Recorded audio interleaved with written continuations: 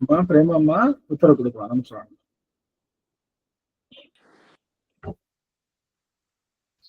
சிவாய நம. திருச்சிற்றம்பலம். தென்னாடுடைய சிவனே போற்றி, நாட்டவர்க்கும் இறைவா போற்றி, காவாய் கடகத்திரளே போற்றி, கைலை மலையானே போற்றி போற்றி. ஐயோ, நாடோடு துதி பாடி ஆரம்பிக்கலாம் ஐயா. சிவாய நம. திருச்சிற்றம்பலம். ஒளியற்கோன் பொழித்த புகழியற்கோன் கடல் போற்றி, ஆலிமிசை கல்மிதப்பில் அணைந்த பிரான் நடி போற்றி, வாலி திருநாவலு வன் தொண்டர் பதம் போற்றி, ஊழிமடி திருவாத ஊரர் திருத்தாள் போற்றி, ஊழிமணி திருவாத ஊரர் திருத்தாள் போற்றி. ஆடல் வெள்ளான் சொக்கநாதருடைய திருவருளும், அங்கேற்கண்ணி மீனாட்சியுடைய திருவருளும், மாணிக்க வாசருடைய குருவருளும் ஒன்றாக சேர்த்து இந்த திருவாசக சிந்தனை அமர்வு என்ற நிலைக்களத்தை நமக்கு பரிசாக தந்திருக்கின்றது. அப்பேற்பட்ட குருவருளையும் திருவருளையும் அடியேன் மனம் மொழி மெய்களினாலே வழிபாடு செய்கின்றேன். மேலும் இங்கு குழுவி இருக்கக்கூடிய அத்துணை அடியார் பெருமக்களுடைய திருவடி தாமரைகளையும் அடியேன் சென்னிமேல் சூட்டி மகிழ்கின்றேன். திருச்சிற்றம்பலம். சிவாயனம் சிவாயனம். சொக்கநாத வெண்பா. என்னை வளை பாச அரண் இன்னமும் நீ கொல்லவில்லை, அன்னையனே நீ பதனமானாலும் முன்னை மலம் ஓடவே எவ்வுயிர்க்கும் ஓட்டும் அருட்சேனை தாடியிடும் சொக்கநாதா சொக்கநாதா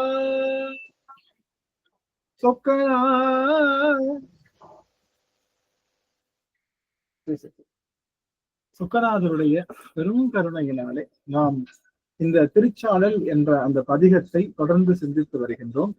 அந்த வகையிலே இன்றைய தினம் நாம் பார்க்க இருக்கக்கூடிய பாடல் 20வது பாடல். போன அமர்விலேயே நாம் அதை தொடங்கி இந்த பாடல் கொஞ்சம் சிந்திக்கலாம் அப்படின்னு சொல்லி பார்த்தோம்.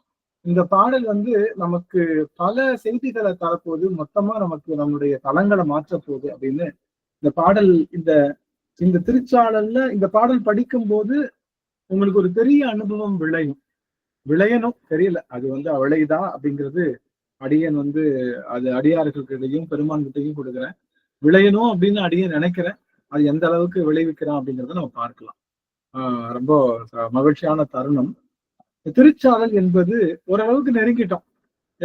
எத்தனை வாரம் ஆச்சு? கலாவதி அம்மா ஒரு அப்ராக்சிமேட்டா சொல்லுங்க பார்க்கலாம். அம்மா கரெக்டா சொல்லுவாங்க. அவங்க அந்த மாதிரி சொல்லுவாங்க. அதாவது 19 ஆரம்பிச்சாங்க. 19/2 பிப்ரவரி மாசம் ஆரம்பிச்சிருக்கோம். மார்ச், ஏப்ரல், மே, ஜூன் ஆயிடுச்சு. இல்ல இங்க இருந்து ஆரம்பிச்சேன்னு நினைக்கிறேன்ல. நான் ஊர்ல இங்க ஆரம்பிச்சேன், திரும்ப ஊருக்கு போய் திரும்ப ரிட்டர்னே ஆயிட்டேன். நானு ஓரளவுக்கு வந்துச்சு. நல்லது. 4 மாதங்களாக 20 பாடல்கள் நம்ம சிந்தித்திருக்கோம் அப்படிங்கிறது நம்ம செய்த ஒரு பெரிய ஒரு தவம் தான். இது திருவாசக சிந்தனையில பாடலுக்கான பொருள் மட்டும் இல்லாம எப்படி சிவத்தை வாழ்வியல் பொருளாக மாற்றிக்கொள்ளலாம் அப்படிங்கிறதுதான் நம்முடைய எய்மாவே இருக்கு. சிவத்தை எப்படி வாழ்வியல் பொருளா மாற்றிக்கணும் அப்படிங்கிறதுதான் நமக்கு திருவாசகத்தை தூக்கி நிறுத்துற ஒரு ஒரு ஒரு சந்தர்ப்பம் நமக்கு தேவையில்லை. அதுக்கான விஷயங்கள் நீங்க பாத்தீங்கன்னா சில பேர் பன்னீர் திருமுறையை தூக்கி நிறுத்துவாங்க. பன்னீர் திருமுறை தான் எல்லாமே, சிவபெருமானே பன்னீர் திருமுறைக்கு தான் அப்புறம் அப்படின்லாம் சொல்லுவோம். இவைகளெல்லாம் சிவபெருமானை அடைவிக்கின்ற வழி என்பதை புரிஞ்சு அந்த மாயிலிருந்து நீங்களும் திருவாசகமும் ஒரு மாயையை மாறிடக்கூடாது. புரியுதுங்களா? சிவபெருமானை மறைக்கிற எல்லாமே மாயை தான். சிவபெருமானை மறைக்கிற எதுவா இருந்தாலும் அது மாயை தான். சிவத்தை தெளிவா காட்டக்கூடிய பொருள் மட்டும்தான் அது ஞானம். சிவத்தை தெளிவாக காட்டக்கூடிய எந்த பொருளும் அது ஞானம்னு சொல்றோம். சிவத்தை மறைப்பது எதுவாக இருந்தாலும் அது மாயை தான். அது மறைப்பு சக்தி தான் அப்படின்னு நம்ம சொல்றோம். சரி, அப்ப அந்த வகையில திருச்சாளல் அப்படிங்கிற அந்த பகுதி நமக்கு 394 அமர்வு ஆரம்பிச்சிருக்கோம். 19/2/2025. ஆக நம்ம இந்த திருச்சாவல் இன்னைக்கு நிறைவுக்கு வந்துருவோம் அப்படின்னு நான் நினைக்கிறேன். அடுத்த பதிகம் பெருமான் என்ன கொடுப்பார் அப்படிங்கறத அடியன் திசை நோக்கி காத்திருக்கேன். இந்த திருச்சாவல் முடியறதுக்குள்ள இப்போ உங்களுக்கு என்ன தோணி இருக்கணும் அப்படின்னா, என்னுடைய அனுமானம் சரியான்னு நீங்க சொல்லணும். சிவபெருமான் ஒருவன் தான் உயர்ந்தவன். யாரை விட? திருமாலை விட, பிரமனை விட, மற்ற சமயத்தை விட, உலக பொருட்களை விட. அவனே நிரந்தரமானவன், அவனே நித்தியமானவன். அவனுக்கு மேலான பொருளும் ஒப்பான பொருளும் ஒன்றுமே இல்லை. இதை சொல்லுவதுதான் திருச்சாளர். இது உங்களுக்குள்ள ஓரளவுக்கு வந்திருக்கா அப்படிங்கறது அடியார்கள் எனக்கு கொஞ்சம் உறுதி செய்யணும். ஓரளவுக்கு வந்திருக்கா அப்படின்னு அடியார்கள் உறுதி செய்யலாம். அடியனுக்கு வந்து இந்த இந்த நேரத்துல பேசுறது ஒரு டிஃப்ரெண்டா இருக்கு. ஏன்னா அடியன் எப்பொழுதுமே 6 மணிக்கு பேசுவேன். கொஞ்சம் இன்னைக்கு 8 மணி அப்படிங்கிறப்போ கொஞ்சம் அப்படியே பேட்டரி அப்படியே சல்லுன்னு டவுனா இருக்கு. அதனால அடியவர் பெருமக்களுடைய அந்த கூலியை கொடுத்துட்டீங்கன்னா என்னுடைய பேட்டரி சார்ஜ் ஆயிரும்னு நினைக்கிறேன். அதனால வாய்ப்பு இருக்கக்கூடிய அடியவர் பெருமக்கள் தான் உங்க அடியனுக்கு தர வேண்டிய அந்த கூலியை மட்டும் நீங்க மறக்காம கொடுத்துட்டீங்கன்னா, கொஞ்ச நேரத்துக்கு, ரொம்ப நேரம் இல்ல, கொஞ்ச நேரத்துக்கு கொடுத்துட்டீங்கன்னா அப்புறம் அடியனுக்கு ரொம்ப மகிழ்ச்சி. எனக்கு தெரியுறாங்க சுகந்தி அம்மா, சுதா அம்மா, சரஸ்வதி அம்மா தெரியுறாங்க, கலாவதி அம்மா தெரியுறாங்க, கலாவதி தியாகராஜன் அம்மா, மகேஸ்வரி அம்மா மகிழ்ச்சி, சந்திரா அம்மா சுவாமி அம்மா அவங்க தெரியுறாங்க, அடியனுக்கு அணிமொழி அம்மா தெரியுறாங்க, ராஜி அம்மா, அப்புறம் ஐயா நம்ம நடராஜன் ஐயா, அமெரிக்கா அம்மா தெரியுறாங்க சுவாமி, புவனேஸ்வரி அம்மா தெரியுறாங்க. ரொம்ப மகிழ்ச்சி, ரொம்ப மகிழ்ச்சி. நிறைய அடியார்கள் திருவடி வணக்கம் ஐயா. ராஜேஸ்வரி அம்மா சுவாமி தெரியுறாங்க, அல்லியம்மா தெரியுறாங்க, பொன்முடி அம்மா தெரியுறாங்க. அடியனுக்கு பெரும் தவம் அவங்க எல்லாரும் பார்த்தது. அடியனுக்கு ஓரளவுக்கு சார்ஜ் ஆகிற ஐயா ஐயா மகிழ்ச்சி. ஐயா மகிழ்ச்சி. ஐயா இணைஞ்சிருக்கேன். என்ன சொல்ல வரேன்னா பிரேமம்மா தெரியுறாங்க. என்ன சொல்ல வரேன்னா, அடியனுக்கு வந்து கொஞ்சம் அந்த சொன்ன மாதிரி இரவு முழுக்கவே பயணம். ஒரு 2 மணி நேரம் தான் மொத்தமே தூங்கி இருப்பேன். வீட்டுல வந்து தூங்கலாம்னு நினைச்சேன். நிறைய நண்பர்கள் வந்து அந்த நல்லா விசாரிப்பாங்க அப்படின்றப்ப என்னால அவங்களை அவாய்ட் பண்ணவும் முடியல. நம்ம அதனால பேசலாம். அதனால இன்னைக்கு கொஞ்சம் அடியனுடைய வாய்ஸ்ல ஒரு தொய்வு இருக்கும். அதை வந்து அடியார்கள் பொருட்படுத்த வேணாம். அதை அப்படியே நம்ம கொண்டு போயிட்டோம். நம்ம மண்ணுல இருந்து பேசுற மாதிரி ஒரு உணர்வு ஏதாவது கிடைக்குமா? சிவபெருமான என்னதான் இருந்தாலும் நம்ம வெளியில இருந்து பேசினா கூட நம்மளுடைய மண்ணு, அந்த தென்னாட்டுடைய சிவனையே போற்றி இந்த மாதிரி தென்னாட்டுல இருந்து அவனை பத்தி பேசுறதுக்கு வாய்ப்பு கிடைக்கும் போது அது விட்டுறக்கூடாது. எப்படியும் நம்மளால எவ்வளவு முடியுமோ அதை செய்வோம் அப்படின்ற மாதிரி அடியன் வந்திருக்கேன். பிழை இருந்தா அது அடியனையே சேரும். மன்னிக்கணும், பிழை இருந்தாலும் நிறை இருந்தாலும் அது குருநாதரையே சேரும் அப்படின்னு சொல்லி அடியன் அந்த அளவுல அதை சொல்லி ஆரம்பிக்கலாம். இப்போ சிவபெருமான் வந்து திருநீர் பூசுறதுக்கான காரணம் ஒரு ஃபாஸ்டா 5 நிமிஷத்துக்குள்ளே முடிச்சிருவேன். நான் திரும்பவும் சொல்றேன்னு நினைக்காதீங்க, கடன்னு சொல்லி முடிச்சிடலாம். சிவபெருமான் திருநீர் பூசுவதற்கான காரணம், அவன் தான் வந்து எல்லா உயிருக்கும் இயல்பா இருக்கான். அவன் திருநீர் பூச மாட்டான். மொத்த உயிர்களும் பொடி பொடியாகும் போது அந்த அந்த சாம்பல் அவன் மேல படியும். அதனால அவன் பூசுவது திருநீர். சிவபெருமானுடைய கோபனம் என்பது அது 4 மறைகள் தான் அவனுடைய கோபனம். அவனுக்கு சுடுகாடு கோவிலாகவும் அவன் தாய் தந்தை இல்லாதவனாகவும் இருப்பது அவனுக்கு சிறப்பே தவிர அவனுக்கு மேலான பொருள் யாரும் இல்லை. எல்லா முடிவிலையும் நிற்கக்கூடிய நிரந்தரமானவன் சிவபெருமான். அதனாலதான் அவனுடைய இருக்கக்கூடிய கோவில் சுடுகாடு, கொல்புளித்தோர் நல்லாடு. சில பேர் என்ன சொல்றாங்கன்னா, எனக்கு கவனிங்க, நீங்க என்னப்பா சுடுகாடை போய் கோயில்ன்றீங்க, அந்த சுடுகாடு என்ன தெரியுமா? அந்த சுடுகாடு, சாமி சொல்ற சுடுகாடு என்னன்னா, இந்த ஊழியில எல்லா உயிர்களையும் ஒடுக்குவான்ல, யாரு? பிரமன், திருமால், இவங்களாம். அந்த சுடுகாடுதான் சாமி சொல்ற சுடுகாடு. வீட்டு பக்கத்துல இருக்கிற மயானம்லாம் அவனுக்குரிய இடம் கிடையாது, நீ அந்த மாதிரி சொல்லாத அப்படின்னு சொல்றாங்க. ஆனா அப்படி இல்லை, அப்படி இல்லை. அவனுக்கு ஊழி சுடுகாடும் சுடுகாடுதான். நான் வீட்டு பக்கத்துல இருக்கிற மயானம் இருக்கு இல்லையா, அந்த மயானமும் அவனுடைய மயானம் தான். அவனுக்கு இயல்பில்லாத பொருள் எதுவுமே கிடையாது. யாரு சொல்லியிருக்கா அப்படின்னா, அற்புத திருவந்தாதியில நம்முடைய காரைக்கால் அம்மையார் சொல்றாங்க, குந்தி கலங்கி மதிமயங்கி இறந்தவரை புறங்காட்டிலிட்டு சந்தியில் வைத்து கடமை செய்து தக்கவர் ஈட்ட செந்தி விளக்கா முந்தி முழவம் முழவதிரும்.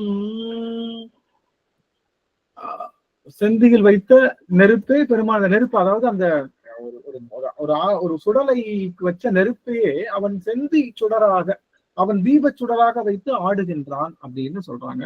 நிறைய இடங்கள்ல அம்மா நம்ம சொல்ற கலோக்கியலான மயானத்தை தான் அம்மா சொல்றாங்க. அந்த மயானத்துல திருவாலங்காட்டுல பேய்கள் எல்லாம் எப்படி இருந்தது அப்படிங்கிறத விளக்குறாங்க நம்மளுடைய. அதனால சிவபெருமானுக்கு இந்த சுடுகாடு சொந்தம் இல்லைன்னு நம்ம சொல்றதுனால சிவபெருமான் உயர்ந்தவன் ஆயிடுவான்னு அர்த்தம் இல்லை. சிவபெருமானுக்கு நாம சொல்லுகின்ற சுடுகாடு உரியது அப்படின்னு சொல்றதுனால சிறியவன் ஆயிடும். ஏன்னா சிவபெருமானுக்கு உடைமை நீங்க இருக்கீங்க, அவன் எல்லாத்துக்கும் உடமையானவன் சொன்னாதான் பெரியவன். இல்லைங்க, இந்த சின்ன சின்ன விஷயத்துக்குலாம் அவன் உடமையானவன் இல்ல, இந்த கீழ்மையான விஷயத்துக்குலாம் அவன் உடமையானவன் இல்லை அப்படின்னு சொன்னா அப்போ அதுக்கு உடமையானவன் யாரு? அப்ப உடமைப்பட்டவன் வேறவன் இருக்கான்னா அப்போ சிவபெருமானுக்கு அது சிறப்பு இல்லைன்றதுனால எல்லா இடத்துலயும் சிவபெருமான் இருக்கான். அதுவும் சொல்ல போனா அந்திமத்துல பெருமான் இருந்தே ஆகிறான். அந்திமம் என்று சொல்லுகின்ற இறுதியில பெருமான் இருந்தே ஆகிறான் அப்படின்னு சொல்றான்.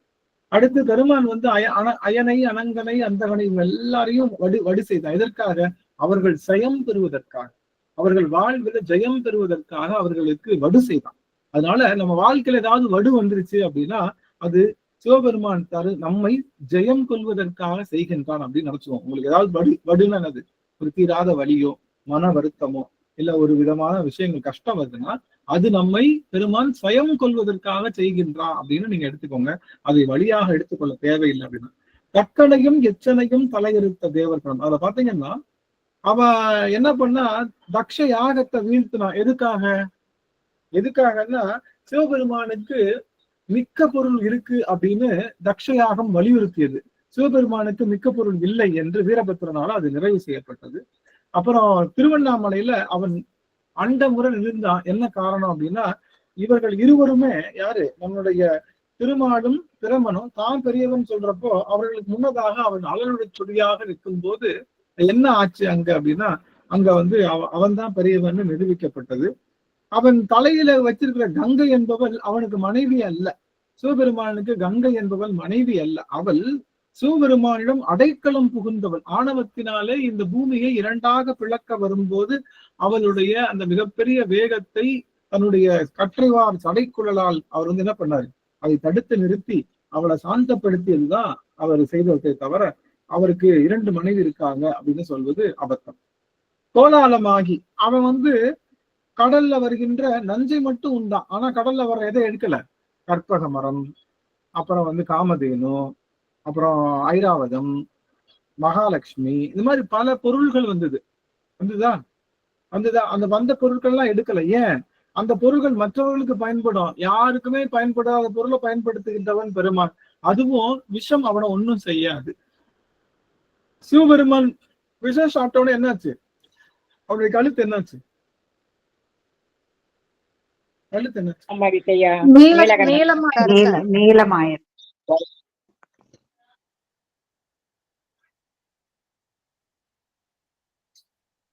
எல்லாம் கவனிங்க.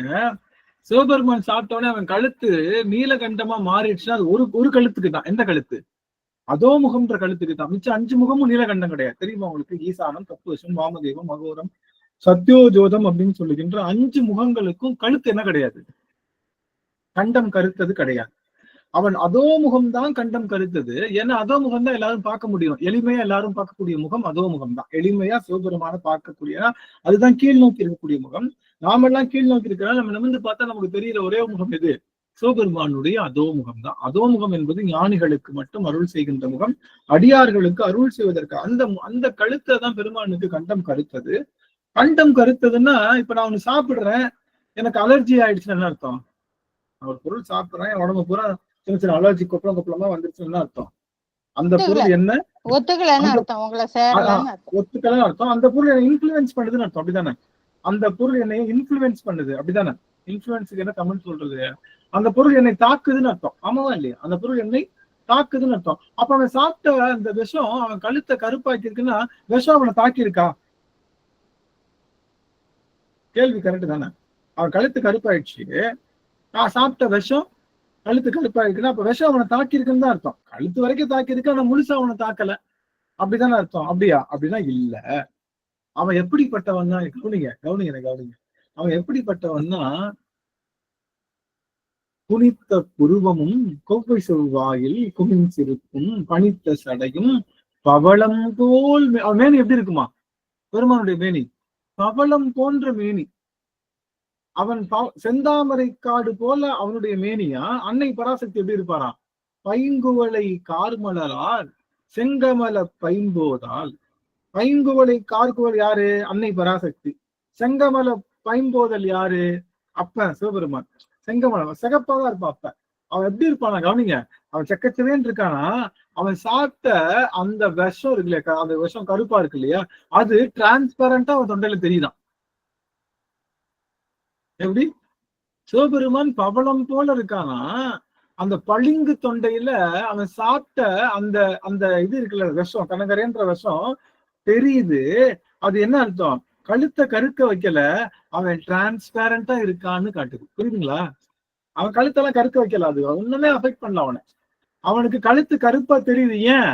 அவன் பாக்குறதுக்கு அப்படி தொண்டை அப்படி பளிங்கு போல டிரான்ஸ்பேரண்டா செக்கச்சவேன்னு இருக்கிற அந்த தொண்டையில கருப்பா நீங்க பாத்தீங்கன்னா அந்த கலரா இருப்பாங்க. அவங்க கையில அந்த பச்சை நரம்பு எல்லாம் தெரியும், பாத்தீங்களா? ரொம்ப ரொம்ப கலரா இருக்கிறவங்க கையில பாத்தீங்கன்னா அந்த பச்சை நரம்பு அப்படியே தெரியும். என்ன மாதிரி கலாவத்தியாமா மாதிரி கலரா இருந்தா ஓகே, என்ன மாதிரி கருப்பா இருந்தா பச்சை நரம்பு தெரியும், பச்சை கலரா இருந்தா கூட தெரியாது.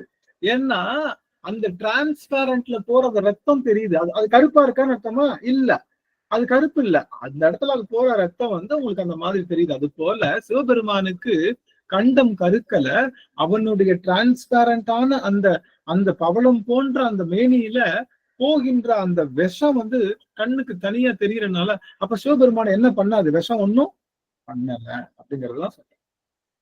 அப்புறம்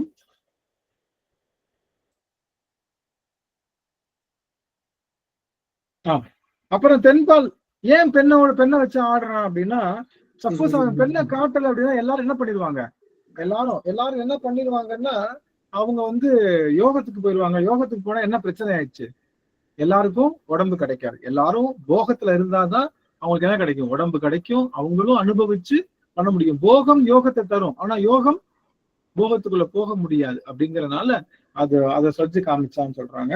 அவன் எல்லாருக்கும் அந்த இன்பத்தை வழங்கக்கூடிய ஆற்றலுடையவன். அவன் எதுக்காக கழுத்துல எலும்பு மாலை போட்டிருக்கான் அப்படின்னா, அவன் தனக்காக பணி செய்த தான் சொன்னதுக்காக படைப்பு தொழிலை செய்த பிரம்மனையும், தான் சொன்னதுக்காக காத்தல் தொழிலை செஞ்ச பெருமாளையும், தான் சொன்னதுக்காக அழித்தொழித்தல் செய்த உருத்திரனம், இது மாதிரி எல்லாருடைய மண்டையோடுகளையும் காதலித்து அவன் கழுத்துல போட்டிருக்கானே தவிர அது யாரையும் கொலை பண்ணி போடல, அவர்கள் நினைவாக வைத்திருக்கான் அப்படிங்கிற செய்தி.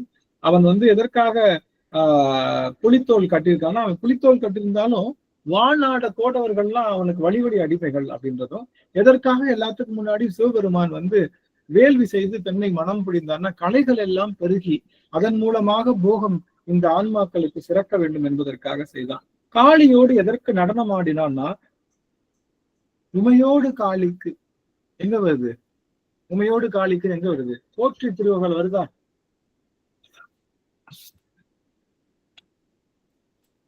போற்றி திருவகள் இல்லையா? இல்ல, ஆமா, கீர்த்தி திருவகல்ல 142வது வரி. கீர்த்தி திருவகல் என்னது? பொலி தரு புலியூர் பொதுவினில் நடம் நவில் பனி தரு செவ்வாய் உமையோடு காளிக்கு. வருதா? அதாவது கீர்த்தி திருவகல்ல 142வது வரியில கனிதரு செவ்வாய் உமையோடு காளிக்கு. அப்ப என்ன அர்த்தம்? உமையவள் வேற,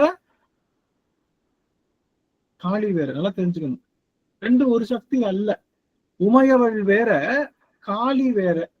உமையவள் வேற, அன்னை மன்னிக்கிறோம், உமையவள் வேற, அன்னை மகாலட்சுமி வேறதான். உமையவள் வேற, சரஸ்வதி வேற. புரியுதா? அதாவது ஒரு கடல் என்பது உமையவள். நல்லா கவனிங்க, ஒரு கடல் என்பது என்னது? உமையவள். அதுல கொஞ்சம் போல ஒரு குடம் தண்ணியை மோந்தா அவளுக்கு பேர் என்ன? மகாலட்சுமி. இன்னொரு குடத்துல தண்ணி மோந்தா சரஸ்வதி. அதுவும் அவளோட சக்தி தான். ஆனா அந்த சக்தியினுடைய கூறு எவ்வளவு இருக்கு? ரொம்ப சின்னது. அது மாதிரி காளி என்பவள் யாருன்னா, அவ ஒரு ஏரி மாதிரி. அன்னை கடல்னா அவ ஒரு ஏரி மாதிரி. கடல்ன்றது அன்னையுடைய சக்தின்னு வச்சுக்கோங்க. அன்னை சக்தி அங்கங்க என்ன இருக்குது? மாறி மாறி நிக்கிறது போல, எப்படி கடல் பெரியது, குளம், குட்டை, அப்புறம் கண்மாய், வாய்க்கால் அப்படிலாம் சொல்றோம், அது போல உமையவள் அப்படின்றவதான் இறைவனோட சரிபாகமா இருக்கக்கூடிய அன்னை பராசக்தி, கடலுக்கு ஒப்பானவள். ஆனா அங்க வர்ற காளி காளி என்பவளை நம்ம யாரோட ஒப்பிடக்கூடாது. உமையவளோட 100% அப்படின்னா காளி என்பவள் 30%. எடுத்துக்காட்டுக்கு சொல்றேன், எடுத்துக்காட்டு 30%. லக்ஷ்மி என்பவள் 20%. சரஸ்வதி என்பவள் 35%. இந்த மாதிரியான சக்தியினுடைய கூறு கூடி குறைஞ்சு வந்துச்சுன்னா அதுக்கு பேரு வேற, அவ்வளவுதான், வேற ஒண்ணும் கிடையாது. ஆனா முழு சக்திக்கு பேர் என்னது? முழு சக்திக்கு உமைன்னு பேர். முழு சக்திக்கு உமை. அந்த சக்தி தான் என்னது? ஆதிசக்தின்னு சொல்றோம். ஆதிசக்திக்கு முன்னாடி இருக்கக்கூடியது என்னது? சிவை அப்படின்னு சொல்றோம். அதுக்கு முன்னாடி இருக்கக்கூடியது பராசக்தின்னு சொல்றோம். அது பரமனுக்கு சக்தி, அவர் பராசக்தி. அதுக்கப்புறம் தாண்டி அவருக்கு என்ன வரா? பறைன்னு வர்றான். அதுக்கு அப்படி அப்படியே போறான். அது எங்கேயோ போறான். அவனுக்கு சமமா இவ எப்பயுமே வந்துகிட்டே இருக்கா. என்ன சொல்ல வரேன்னா, காளி என்பவனும் உமை என்பவனும் வேறு வேறு பொருள் தெரிஞ்சுக்கிறதுக்காக தான் சொன்னேன். மனோன்மணி வேற, தெரியும் இல்லையா? மனோன்மணி, கௌரி. யாரு மனோன்மணி? சதாசிவனுடைய மனைவி யாரு? மனோன்மணி. உருத்தனுடைய மனைவி கௌரி. அப்புறம் திருமாலுடைய மனைவி மகாலட்சுமி. பிரம்மனுடைய மனைவி சரஸ்வதி. மகேஸ்வரனுடைய மனைவி யாரு? பார்வதி. மகேஸ்வரி. மகேஸ்வரனுடைய மனைவி மகேஸ்வரிங்க ஐயா. ஆமா. அப்படி அவளுடைய கூறு அந்த சிவத்துக்கு தகுந்த மாதிரி மாறும். அவனுக்கு என்ன ஈக்குவலா வர முடியுமோ அதுக்கு மாதிரி மாறும். நீங்க பாத்தீங்கன்னா லேப்டாப்புக்கு எவ்வளவு வோல்டேஜ் கொடுக்கணும்? 5 வோல்ட் இருந்தா போதும். லேப்டாப்புக்கு 5 வோல்ட் போதும். இதுக்கு மொபைலுக்கும் 5 வோல்ட் கொடுத்தா போதும். புரியுதுங்களா? ஆனா ஃபேனுக்கு 230 வோல்ட் கொடுக்கணும். இதுக்கு ஏசிக்கு அதுக்கு வேற வோல்டேஜ் கொடுக்கணும். புரியுதுங்களா? இப்போ ஒவ்வொரு பொருளையும் இயக்குவதற்கு வேற வேற சக்தி தேவைப்படுவது போல ஒவ்வொரு பிரபஞ்சத்தையும் இயக்குவதற்கு வேற வேற சக்தி தேவை. இப்போ நீங்க ஒரு டம்ளர் தூக்கணும், என்ன பண்ணுவீங்க? நிறைஞ்ச டம்ளர் இருக்கு, ஒரு தண்ணி, எப்படி தூக்குவீங்க? லாவகமா தூக்குவீங்களா? அதுக்கு சக்தி அதிகமா செலவு பண்ணுவீங்களா? செலவு பண்ண மாட்டீங்க. அதுவே ஒரு சின்ன வாளி இருக்கு, கொஞ்சம் சக்தி கொடுத்துதான் தூக்கணும். பெரிய பானை இருக்கு, சக்தி கொடுக்கணும். தவளை பானை தெரியுங்களா? தவளை கேள்விப்பட்டிருக்கீங்களா? இப்பெல்லாம் தவளைனா யாருக்கும் தெரியாது. தவளைனா என்ன சொல்லுவாங்க? ஃப்ராக்னு சொல்லுவாங்க, ஃப்ராக். ஆனா தவளை பானைன்னு சொல்லுவோம் இல்லையா? அதாவது நம்ம பொங்க சர்வத்துக்கு மேல பாய்லர் சட்டிக்கு கீழே அந்த மாதிரி இருக்கக்கூடிய அளவுக்கு பேரு தவளை பானைன்னு சொல்லுவாங்க. தவளையை தூக்குறதுக்கு கொஞ்சம் தெம்பு வேணும், நல்லா தெம்பு வேணும். அதை விட அந்த சர்வ சட்டின்னு சொல்லுவாங்க, பெரிய பெரிய சர்வ, அதெல்லாம் வந்து தூக்குறதுக்கு பாத்தீங்கன்னா 2 பக்கமும் அண்டாவில தண்ணி இருக்கு. அதை நீங்க தூக்கணும்னா எப்படி? ஒரு ஆள் தூக்க முடியுமா? அண்டாவை தண்ணி ஊற்றி ஒரு ஆள் தூக்க முடியுமா? தூக்க முடியாது. இந்த பக்கம் காது, இந்த பக்கம் காது, 2 பேர் சேர்ந்து தான் தூக்கி வச்சாங்க அந்த காலத்துல. எதுக்காக? அருமை. எதுக்காக இந்த இதெல்லாம் கொடுத்தாங்க? தவளைப்பானை அண்டாலாம் கொடுக்குறாங்க வளர்க்கறதுல. எதுக்காக கொடுத்தாங்க அந்த காலத்துல? இப்ப கொடுக்குறோமா? கொடுக்கலையா? கொடுக்குறோம். ஆனா எல்லாம் என்ன பண்றாங்க? பரன்ல அழகுக்காக என்னைக்காவது பயன்படுத்துறோமா? அந்த காலத்துல என்ன பண்ணுவாங்கன்னா, ஏதாவது நல்லது கெட்டது ஆயிடுச்சு, ஒரு பெரிய கல்யாணம் நடக்குது அப்படின்னா அது கல்யாணத்துக்கு வெளியில போயிட்டு என்ன பண்ணும்? வெளியில கடையில போய் பாத்திரம் வாங்கினா கேவலம்னு நினைக்கிற ஊரு யாரு? கல்யாணத்துக்கு நல்லா கவனிக்க பாருங்க, ஒரு நிமிஷம் எல்லாரும் ஆன் பண்ணுங்க, ஏன்னா இந்த செய்தி நான் சொல்லி ஆகும். கல்யாணத்துக்கு வெளியாளுக, நம்ம வீட்டு ஆளுகளை தவிர வேற யாராவது அந்த வீட்டுல சமைச்சாலோ இல்ல பரிமாறினாலோ இவன் ஆள் இல்லாதவன் அப்படின்னு சொல்லி எல்லாரும் என்ன பண்ணுவாங்க? அவனை பரிகாசம் பண்ணுவாங்க. இவனுக்கு ஆள் இல்ல. ஒரு கல்யாணத்தை கூட சொந்தக்காரங்க வச்சு நடத்த முடியாது, துப்பு கெட்டவன் அப்படின்னு சொல்லக்கூடிய காலம் ஒரு காலம். கல்யாணத்துக்காக பொருளை தான் சொந்த வகையரா இல்லாம வேறவங்கிட்ட போய் அக்கா எனக்கு ஒரு சட்டி கொடுங்கன்னா கொடுப்பாங்க. ஆனா எப்படி சொல்லி கொடுப்பாங்க? ஒரு கல்யாணத்துக்கு கூட தேவையான பொருளை வீட்டுல வைக்க முடியாத வகையராவை சேர்ந்தவன் அப்படின்னு அவனுக்கு ஒரு பட்டம் உண்டு. அதனால என்ன பண்ணுவாங்களாம்? பெரிய பெரிய கல்யாணம் நடத்துறதுக்கு 100 பேர் வந்தாலும் சாப்பாடு பண்றதுக்கு அந்த அண்டா, அந்த தவளைப்பானை, இதுலதான் சாப்பாடு பொங்கணும். தன்னுடைய கல்யாண வீட்டுடைய விஷயத்த இன்னொன்னு தெரியுமா? மண்டபத்துல நடத்தினா என்னது? மண்டபத்துல நடத்தினா அவனுக்கு என்ன இல்ல? வீட்டுல வச்சு செய்யறதுக்கு வக்கி இல்ல. மண்டபம் பிடிக்கிறது கேவலம். ஒரு காலத்துல மண்டபம் பிடிக்கிறதோ இப்ப நம்ம வெளியாளுகளை சர்வீஸ்க்கு விடுறோம்ல, கேட்டரிங் சர்வீஸ் இப்ப எல்லாம் விடுறோம்ல, அது மாதிரி வேற யாராவது வெளியாளுக வாளி தூக்கிட்டாலே என்ன சொல்லிடுவாங்க, ஒரு சாம்பார் சட்டி கூட தூக்க முடியாத கூட்டத்தை வச்சிருக்கான், இவங்கிட்ட போய் பொண்ணு கொடுத்தியா? அதான் கேள்வி. சாம்பார் சட்டி தூக்குறதுக்கு ஆள் இல்ல, பின்னாடி பிள்ளைக்கு ஏதாவது பஞ்சாயத்துனா எப்படி வந்து கேட்பாங்க? 4 சாம்பார் சட்டியும் ரச சட்டியும் தூக்குறதுக்கு ஆள் இல்லையே, இந்த பிள்ளைக்கு நாளைக்கு ஏதாவது பஞ்சாயத்துனா எத்தனை பேர் வந்து கேட்பாங்க? கேட்கறதுக்கு ஆள் இல்லையேன்னு சொல்லி பரிகாசம் செய்ததற்கு அப்படிப்பட்ட குடும்பம், அப்படிப்பட்ட மரபு நம்முடைய மரபு. எந்த ஒரு விஷயத்துக்காகவும் யாருக்கிட்டையும் போய் நிக்க மாட்டோம். எது மட்டும்தான் போய் வாங்குவோம்? கடையில போய் வாங்கக்கூடிய ஒரே ஒரு பொருள் உப்பு மட்டும்தான். உப்பு இருக்கு இல்லையா, உப்பு மட்டும்தான். அவங்க என்ன பண்ணுவாங்க, உப்பு வாங்குறப்ப என்ன கொடுப்பாங்க?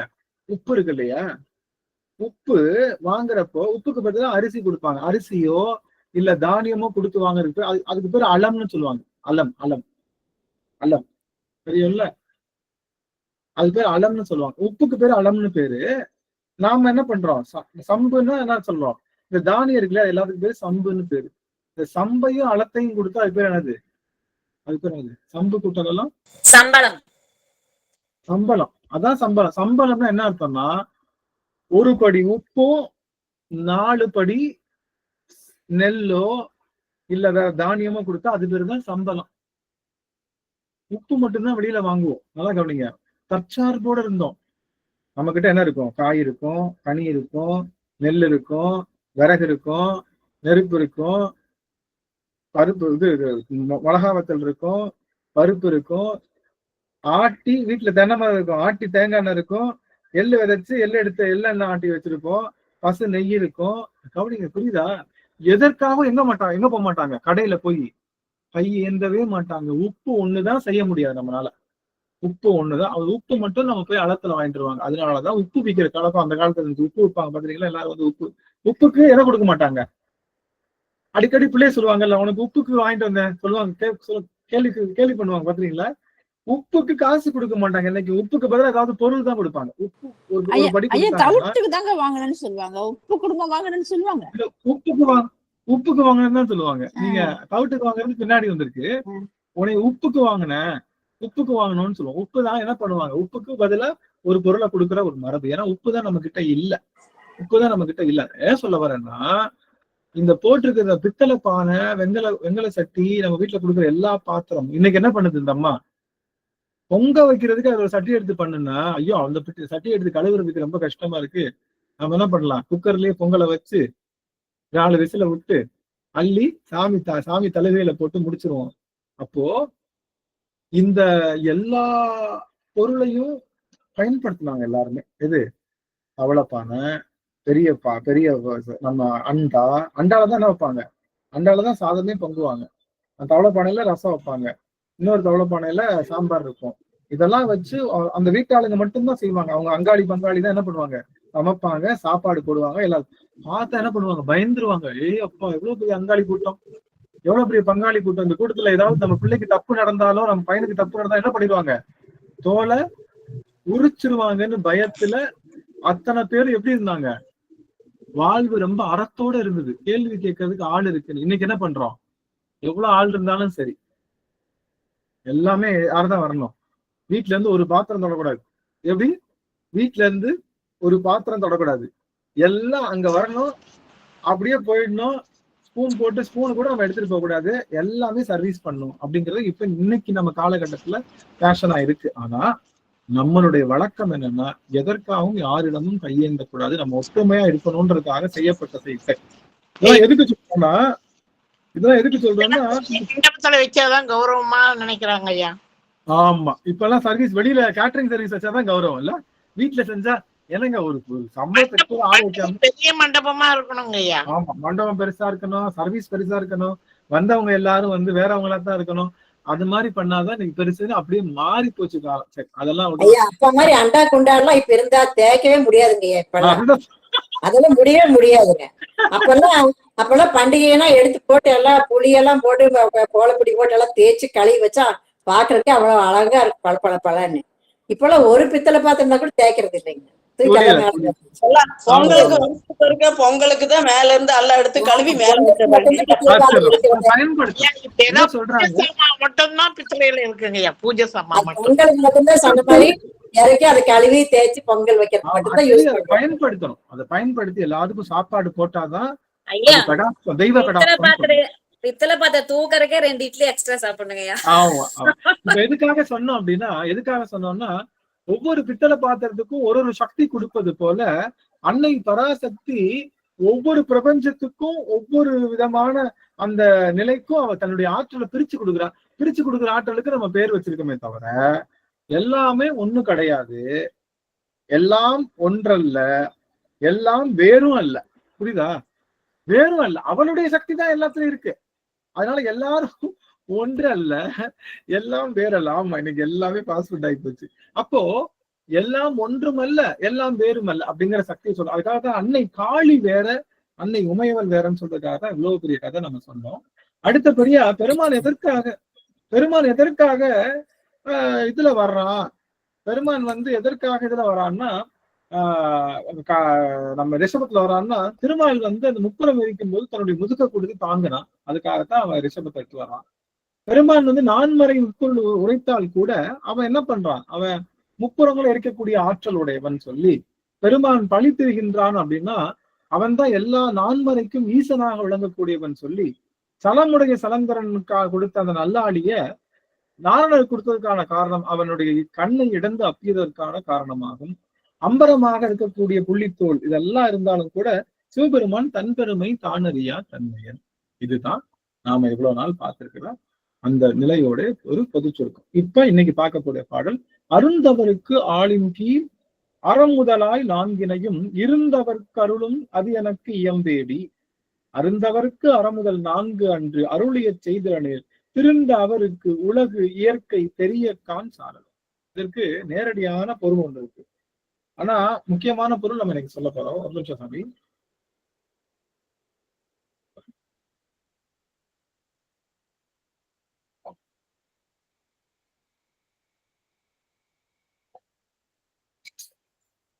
இப்போ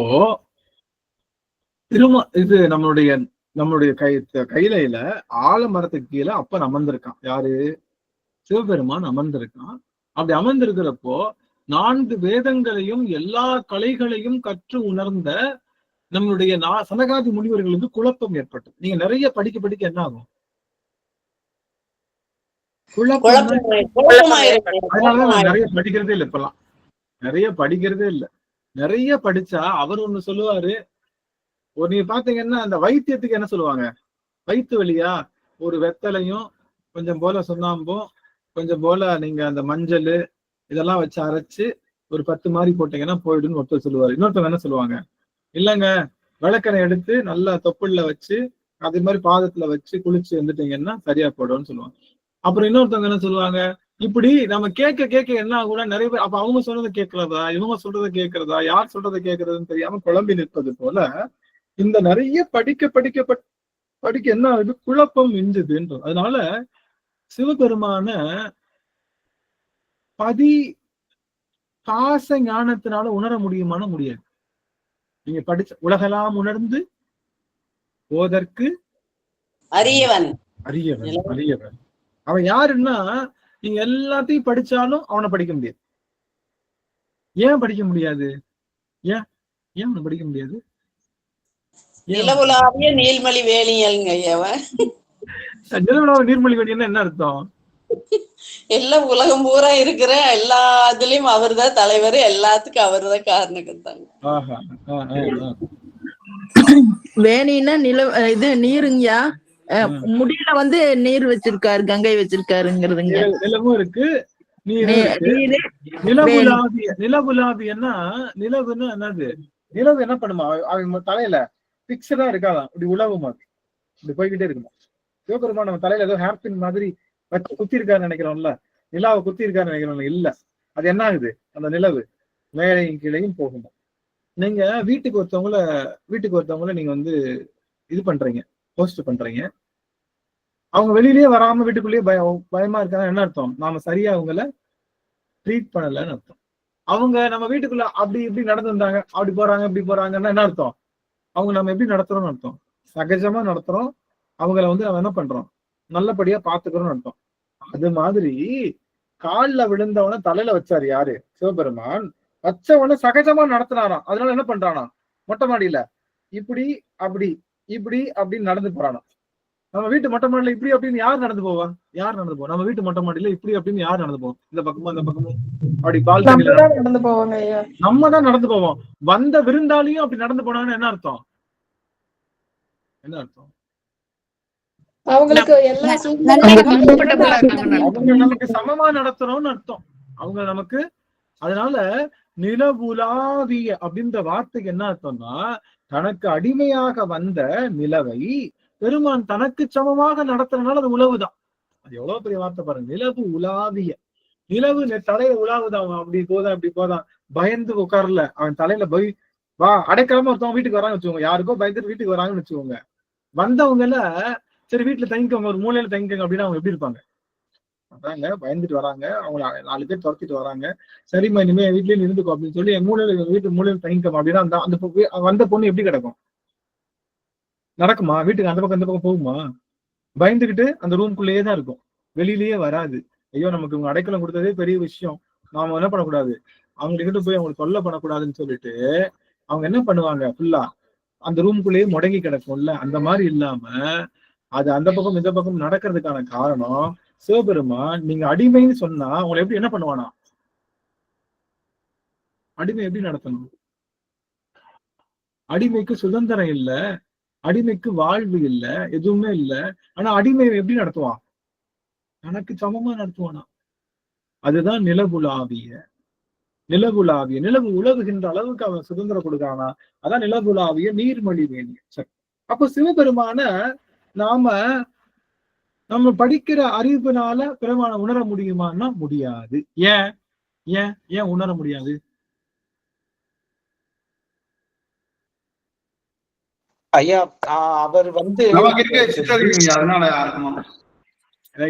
அனுபவிச்சாதான் உணர முடியுங்கய்யா.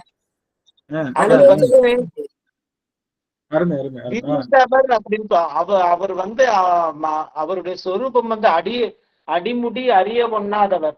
அவர் இன்ஃபினிட்டி விரிஞ்சு அவருடைய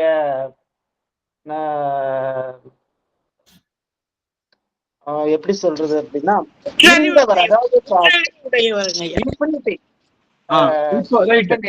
அருமை. இப்போ நான் அதுக்கு விதை சொல்றேன். இப்போ நெருப்பு நல்லா கவனிங்க. நெருப்பு இருக்கு, ஒரு நெருப்பு கோலம், அப்படியே கங்கு இருக்கு. கங்க பஞ்சு துணியில வாங்கினா என்ன ஆகும்?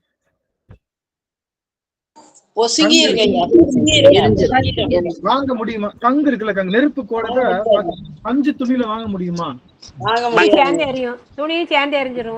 துணியும் சேர்ந்து அதை வாங்க முடியாது இல்லையா?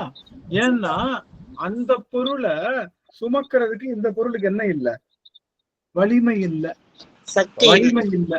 அது போல இந்த உலகத்துல இருக்கக்கூடிய அந்த மாய பொருட்களை பாக்குறதுக்கு தான் இந்த கண்ணு. உலக பொருளோட மாயை கேட்கறது தான் இந்த காது. இது எதை சாப்பிடுது? இது என்ன சொல்லுது? நேத்து காலையில நான் இட்லி சாப்பிட்டேன்னுது, இன்னைக்கு காலையில தோசை சாப்பிட்டேன்னுது, நாளைக்கு புளி சாதம் சாப்பிட்டேன்னு சொல்லுது. ஐயா நீங்க மியூட் பண்ணிக்கலாம். ஐயா சுவாமி நம்ம நடராஜன் ஐயா மியூட் பண்ணிக்கலாம். ஆக அப்படி சொல்லுது இல்லையா? அதான் என்ன அர்த்தம்? ரெண்டு எல்லாமே என்னதான்? இட்லியும் மண்ணுல தான் வருது, தோசையும் மண்ணுல தான் வருது, சப்பாத்தியும் மண்ணுல தான் வருது. எல்லாமே மண்ணுதான், எல்லாமே மண்ணுதான். மூலப்பொருள் என்னதான்? இந்த உடம்பு மண்ணு தானே, சதையெல்லாம் மண்ணுதான், மண்ணுல ஆனதுதான். நீர் வந்து ரத்தம் வந்து நீர்ல ஆனது மாதிரி. இப்ப நாம பார்க்கிற நம்மளுடைய அறிவுன்னு சொல்லக்கூடிய அறிவுக்கு எதுதான் இன்புட்டு? அறிவுக்கு எதுதான் சாட்சி? பஞ்ச புலன்கள், ஐம்புலன்கள் தானே அறிவுக்கு எடுத்துக்காட்டு. அந்த ஐம்புலன்கள் எதைத்தான் பாக்குது? உலக வஸ்துவைத்தான் பாக்குது. இந்த உலக வஸ்துவை பார்த்துதான் புரிஞ்சுக்குது. அது அவன் எங்க இருக்கான்? உலகத்துல இருக்கான். சிவபெருமான் எங்க இருக்கான்? அவன் எங்க இருக்கான்? பறந்து விரிந்து இருக்கிறான். அவன் இந்த உலக பொருளத்துக்கு தாண்டி இருக்கான். அவன் அங்க தாண்டி இருக்கான். அப்போ இந்த அறிவுக்கு இந்த உலக பொருளை இதுக்கு கலர்னு சொன்னு, கலரு சிகப்பு கலர் தான் தெரியும். சிகப்பு கலர் எங்க இருக்கு? உலகத்துல இருக்கு. பச்சை கலரு உலகத்துல இருக்கு, மஞ்சள் கலரு உலகத்துல, இதுதான் தெரியும். இதுக்கு கலர் இல்லாத தன்மை. அண்ட சராசரத்துல பரவலில் இருக்கக்கூடிய பல வண்ண கலர்கள் இருக்கு. அந்த கலர் இந்த கண்ணுக்கு தெரியுமான்னு தெரியாது. இந்த கண்ணுக்கு 54,000 கலர்கள் மட்டும்தான் தெரியுமா. 256 ஷேட்ஸ் தெரியுமா. 256 ஷேட்ஸ், 54,000 கலர், இவ்வளவுதான் தெரியும். அதுக்கு மேல கலர் இதுக்கு தெரியாது. புரியுதுங்களா? அப்போ சிவபெருமான் எங்க இருக்கான்னா உலகத்துக்குரிய பொருள் அல்ல, அவன் அண்டம் கடந்த பொருள். அண்டம் கடந்த பொருளை உலகத்துக்குரிய பொருளை வச்சு அனுமானிக்கிறது எதுக்கு சமம்? நெருப்பு கோலத்தை பஞ்சு துணியில வாங்குறதுக்கு சமம். நாம நினைச்சிட்டு இருக்கோம், ஆகா தேவாரம் படிச்சுட்டோம், திருச்சாளர் முடிக்க போறோம், சிவபெருமான ஓரளவு தெரிஞ்சுக்கிச்சாச்சு, அவன் எதுக்கு திருநீர் பூசுறான், அவன் எதுக்கு கழுத்துல திருத்தாட்ச மாலை போடுறான், அவன் எதுக்காக, இதெல்லாம் தெரிஞ்சுக்கிட்டோம்ல. அப்ப சிவனை பற்றிய ஒரு அறிவு நமக்குள்ள வந்துருச்சுன்னா நம்ம படிச்சது என்னது? நம்ம படிச்சதெல்லாம் என்னது? படிச்சதெல்லாம் ரொம்ப வார்த்தைகளால் சொல்லவே முடியாது. யார் அறிவார் எங்கள் அண்ணல் பெருமையை, யார் அறிவார் அந்த அகலமும் நீளமும், பேரறியாத பெருஞ்சுடர் ஒன்றதின் வேறறியாமை விளம்புகின்றேனே. யார் அறிவார் எங்கள் அண்ணல் பெருமையை, யார் அறிவார் இந்த அகலமும் நீளமும், பேரறியாத பெருஞ்சுடர் ஒன்றதின் வேறறியாமை விளம்புகின்ற. எங்க அப்பனுடைய அகலத்தை யாராவது அறிய முடியுமா? ஒப்புமையா சொல்லலாம், அவன் வானுக்கு சமமானவன்.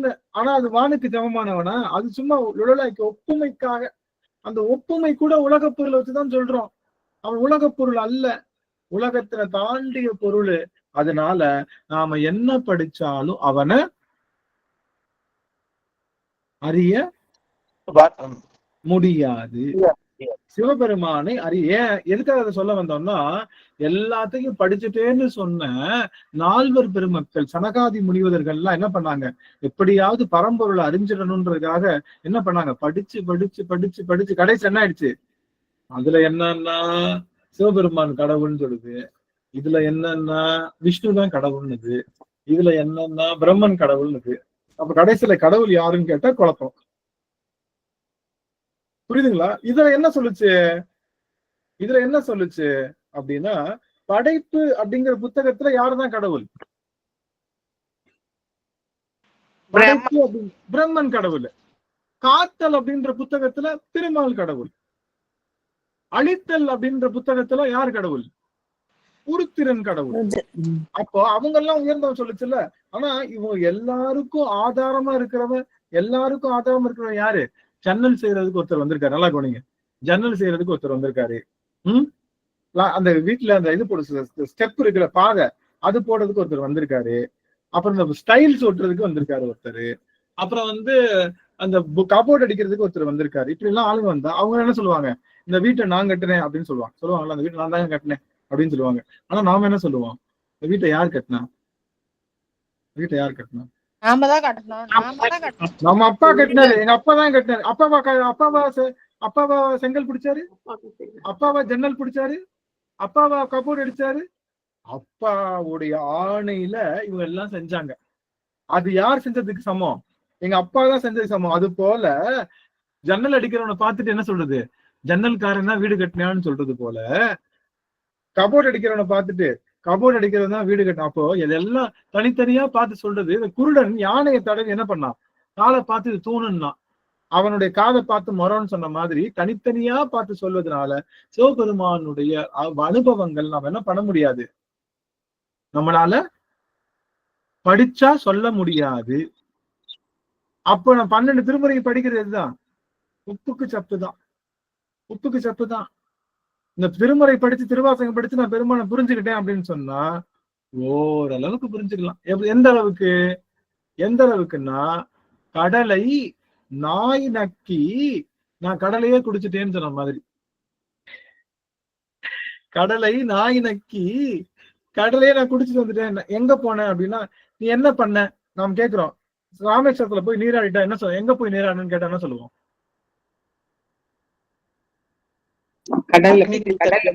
கடல் நீராடல் செஞ்சோம்னு சொல்லுவோம்ல. ஆனா அது உண்மையா? ராமேஸ்வரத்துல அக்னி தீர்த்தத்துல நீராடணும், அவ்வளவுதான். ராமேஸ்வரத்துல நம்ம குளிக்கிற இடம் இருக்குல்ல, அதுக்கு பேர் என்னது? அதுக்கு பேர் என்னது? அக்னி தீர்த்தம். அக்னி தீர்த்தம் அது கடல் கிடையாது, அது கடல். ஆனா அக்னி தீர்த்தத்தை குடிச்சிட்டு சமுத்திரம் நீராடணும்னு சொல்றோம்ல. சமுத்திரம் எங்க இருக்கு? முழு தண்ணியில நீராடினீங்களா நீங்க?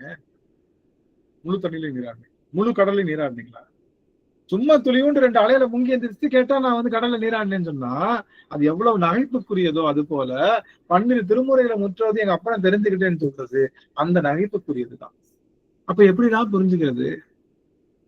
எப்படி புரிஞ்சுக்கிறது இந்த பெருமான் அப்படின்னா 3 விதமான பெருமானை புரிந்து கொள்ளுது. இதுதான் உங்களுடைய டாஸ்க் இருக்கு. எல்லாரும் கொஞ்சம் அணுக்கமா வாங்க. அடியனுக்கு அணுக்கமான நெருக்கமா வாங்க. கொஞ்சம் கவனமான செய்தி இது, கொஞ்சம் புரிஞ்சுக்கிறது கடினமான செய்தி. அதனால என் கூட ஒரு 3 நிமிடம் தொடர்ந்து இருங்க. எல்லாரும் வீடியோ ஆன்லயே இருங்க. அதுதான் சால சிறந்தது. ஏன்னா வீடியோ ஆன்ல இருந்தா ஆனந்த ஐயோ நம்ம தூங்குனா கண்டுபிடிச்சிடுவானே, ஐயோ நம்ம சாப்பிட்டா கண்டுபிடிச்சிடுவானே அப்படின்னு கொஞ்சம் அலர்ட்ல இருப்போம்ல, அதுக்காக சொல்றேன். அதனால எல்லாரும் ஆன் பண்ணியே இருங்க. கவலைப்படாதீங்க, நீங்க தூங்கினாலும் நான் சொல்ல மாட்டேன், எனக்கு தெரியும். சரி, அவங்க ஏதோ பாவம் ஏதோ ஒரு இதுல தூங்குறாங்க நினைச்சுக்க. அதனால தைரியமா நீங்க வாங்க. ரைட். இப்போ சிவபெருமானை படிச்சா அறிஞ்சிக்க முடியாதுன்னு தெரிஞ்சு போச்சு, பாடுனா அறிஞ்சிக்க முடியாதுன்னு தெரிஞ்சு போச்சு. அப்ப எதுக்காகதான் அப்ப நாங்க திருமுறை படிக்கிறோம்? நாங்க இவ்வளவு நாள் நினைச்சிட்டு இருந்தோம் ஒரு வழியா திருவாசகத்தை படிச்சு எங்க அப்பா தெரிஞ்சுக்கலாம்னு நினைச்சா, நீ என்ன சொல்லிட்ட? திருவாசகத்தை படிச்சா நீ எப்படி கடல் நீராடினு சொல்லி ராமேஸ்வரத்தில் நீராடிட்டு முழு கடலை நீராடினு சொன்ன மாதிரி திருவாசகத்தை படிச்சுட்டு நீ லேசா கால் நினைச்சது போலதான் அது முழுசா பெருமானை பார்த்துக்க முடியாது. அப்ப நாங்க என்னதான் பண்ணணும்னா சிவபெருமானை 3 விதத்துல அணுக முடியும். ஒண்ணு சூக்குமை, மத்திமை, வைகரி அப்படின்னு நம்ம வார்த்தை நம்ம பேசுறோம்ல, இந்த வார்த்தை எல்லாம் கவனிக்கணும். அதை பேசுறேன் இல்லையா, என்னால இது புரிஞ்சாதான் இந்த வார்த்தைக்கு புரிய முடியும். உங்க கிட்ட இருக்கக்கூடிய நீங்க எந்த இடத்துல உட்காந்துருக்கோ அந்த இடத்த மாத்த முடியும். கரெக்டா இன்னும் 30 நிமிஷத்துல நம்ம தர நம்ம காலில் இருக்காது. 30 நிமிஷத்துல நம்ம தர பூமியில இருக்காது. ஆனா படுபாவி எங்களை எங்கேயோ கூட்டு போறேன்னு மட்டும் தெரிஞ்சிருச்சு. எங்கேயோ அதெல்லாம் வாக்கினுடைய கூறுகள் தானங்க. ஆமா ஆமா ஆமா, வாக்கினுடைய கூறுகள். நம்ம வாக்கியம் அதாவது சூக்குமைனா வாக்கு வர்றதுக்கு முன்னாடி நம்ம சொல்றோம். நம்ம பேசுறேன்ல, நான் பேசுறேன்னா முதல்ல என்ன பண்ணணும்? பேசுறதுக்கு நினைக்கணும்ல. நான் வந்து அழகா இருக்கின்றீர்கள் அல்லது ஆனந்தமா இருக்கின்றீர்கள் அப்படின்னு நான் சொல்லணும்னா முதல்ல நான் புரிஞ்சுக்கணும்ல, நீங்க ஆனந்தமா இருக்கீங்கன்னு நான் மனசுல நினைக்கணும். அதுக்கப்புறம் அந்த வார்த்தை மேல கொஞ்சம் எழும்பணும். இந்த ஆனந்தமா இருக்கீங்கன்னு எங்க வரும்? தொண்டையில வந்து தொண்டைக்கிட்ட வர்றப்போ அது புத்தியோட கலந்து அதுக்கப்புறம் என்ன ஆகும்? வார்த்தையா நாவெல்லாம் அசைச்சு சப்தம் எழுப்பி அதுக்கப்புறம் வார்த்தையா இந்த வார்த்தை வெளியே வருது இல்லையா? சிவபெருமானுக்கு கொத்தனாருக்கு எது முக்கியம்?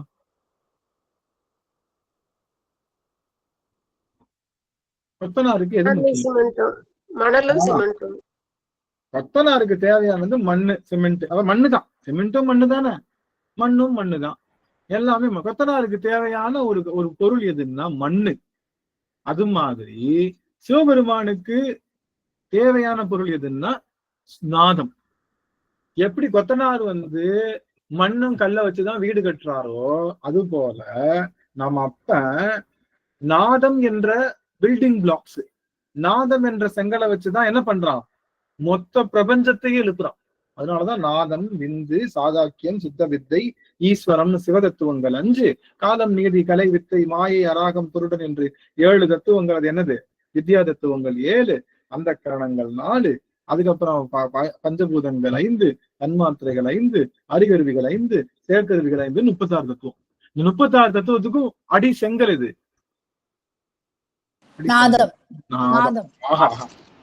நல்லா புரிஞ்சுக்கணும். இப்பதான் கொஞ்சம் கொஞ்சமா டேக் ஆஃப் ஆயிட்டு இருக்கோம். அப்பதான் முழுசா உங்க கால் வந்து தரையில படாம இருக்கும். இப்ப நாதம் தான் நம்மளுடைய பில்டிங் பிளாக். இந்த நாதத்தை வச்சு 3 உலகத்தை சமைக்கிறாங்க. 3 உலகம். 1 சிவ உலகம் என்று சொல்லுகின்ற, சிவ பிரபஞ்சம் என்று சொல்லுகின்ற அந்த பிரபஞ்சம். அதுல 5 கலைகளை வச்சு 5 பொருளை வச்சு ஒரு பில்டிங் கட்டியிருக்காங்க. புரியுதுங்களா? அடுத்து 7 பொருளை வச்சு ஒரு பில்டிங் கட்டியிருக்காங்க. அடுத்து 24 பொருளை வச்சு ஒரு பில்டிங். இது எல்லா பில்டிங்க்கும் எதுதான் அடிச்செங்கல்? நாதம் என்ற செங்கல் தான் அடிச்செங்கல். நாதம்னா என்னது? நாம் எழுப்புகின்ற ஒளி. ஒரு முக்கியமான செய்தி சொல்லவா? ஒரு முக்கியமான செய்தி சொல்லவா? ஒரு நிமிஷம் கவனிங்களேன். அப்பதான் என்னை பார்த்தா, என்ன டைம் ஆயிடுச்சு. நீங்க என்னை பார்த்தாதான் அதுக்கு அந்த அந்த ஆன்சர் சொல்லுவேன் உங்களுக்கு.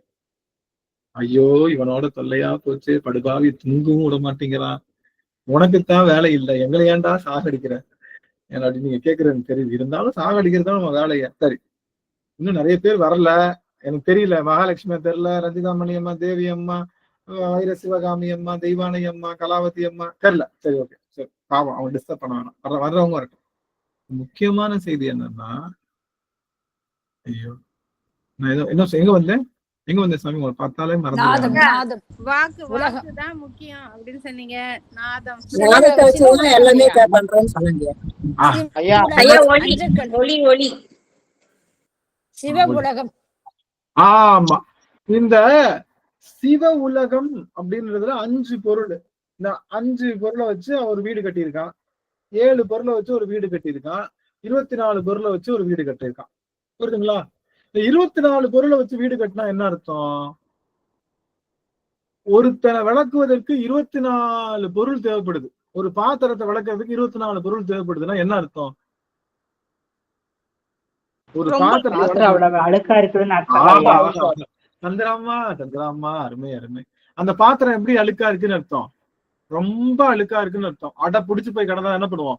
உப்பை வச்சு தேய்ப்போம், புளியை வச்சு தேய்ப்போம், பொடியை வச்சு தேய்ப்போம், நாரை வச்சு தேய்ப்போம். இது மாதிரி 24 பொருளை வச்சு தேய்ச்சாதான் அது அழுக்கு போகும்ன்றதுனால 24 பொருளை வச்சு ஒரு வீடு கட்டியிருக்காங்கன்னா அந்த வீட்டுல இருக்கிறவங்க எல்லாம் என்ன அர்த்தம்?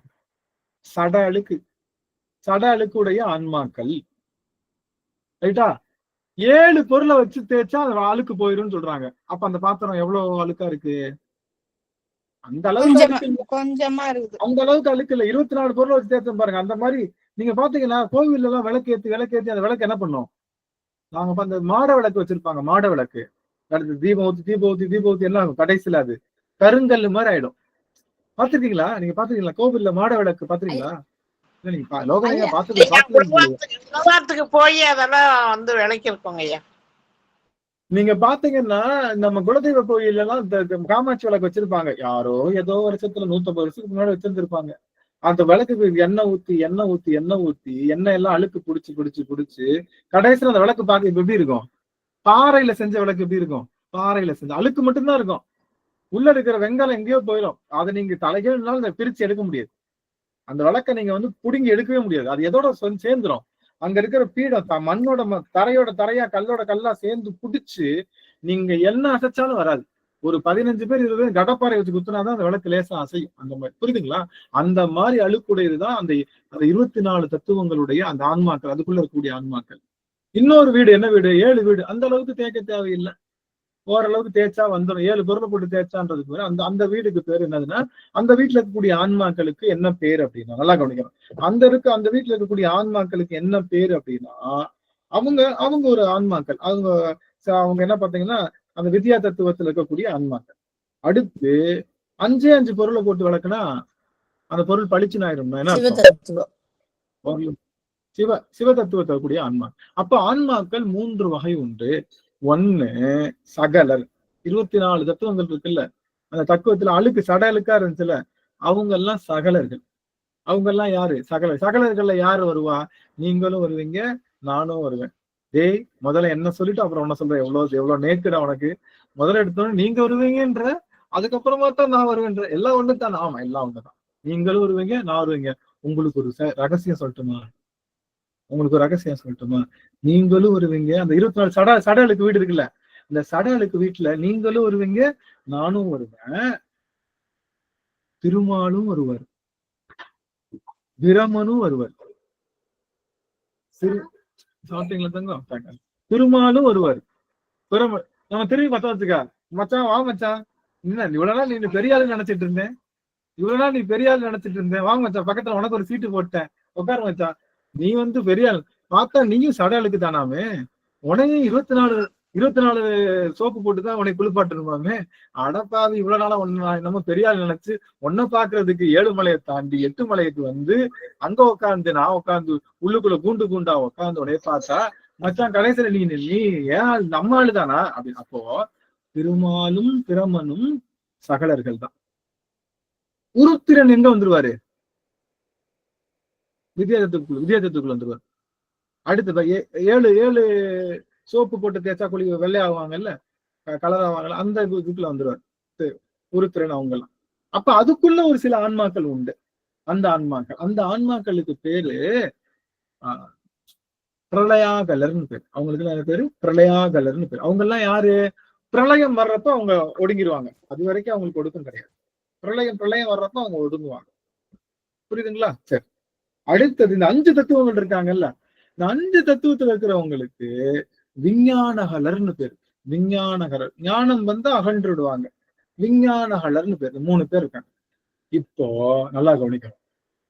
இப்பதான் அந்த சஸ்பென்ஸ் சீனே என்னன்னா, அந்த 24 தத்துவங்கள் இருக்காங்கல்ல, அவங்களுக்கு பாடம் நடத்தினா எப்படி சொல்லி கொடுக்கணும்?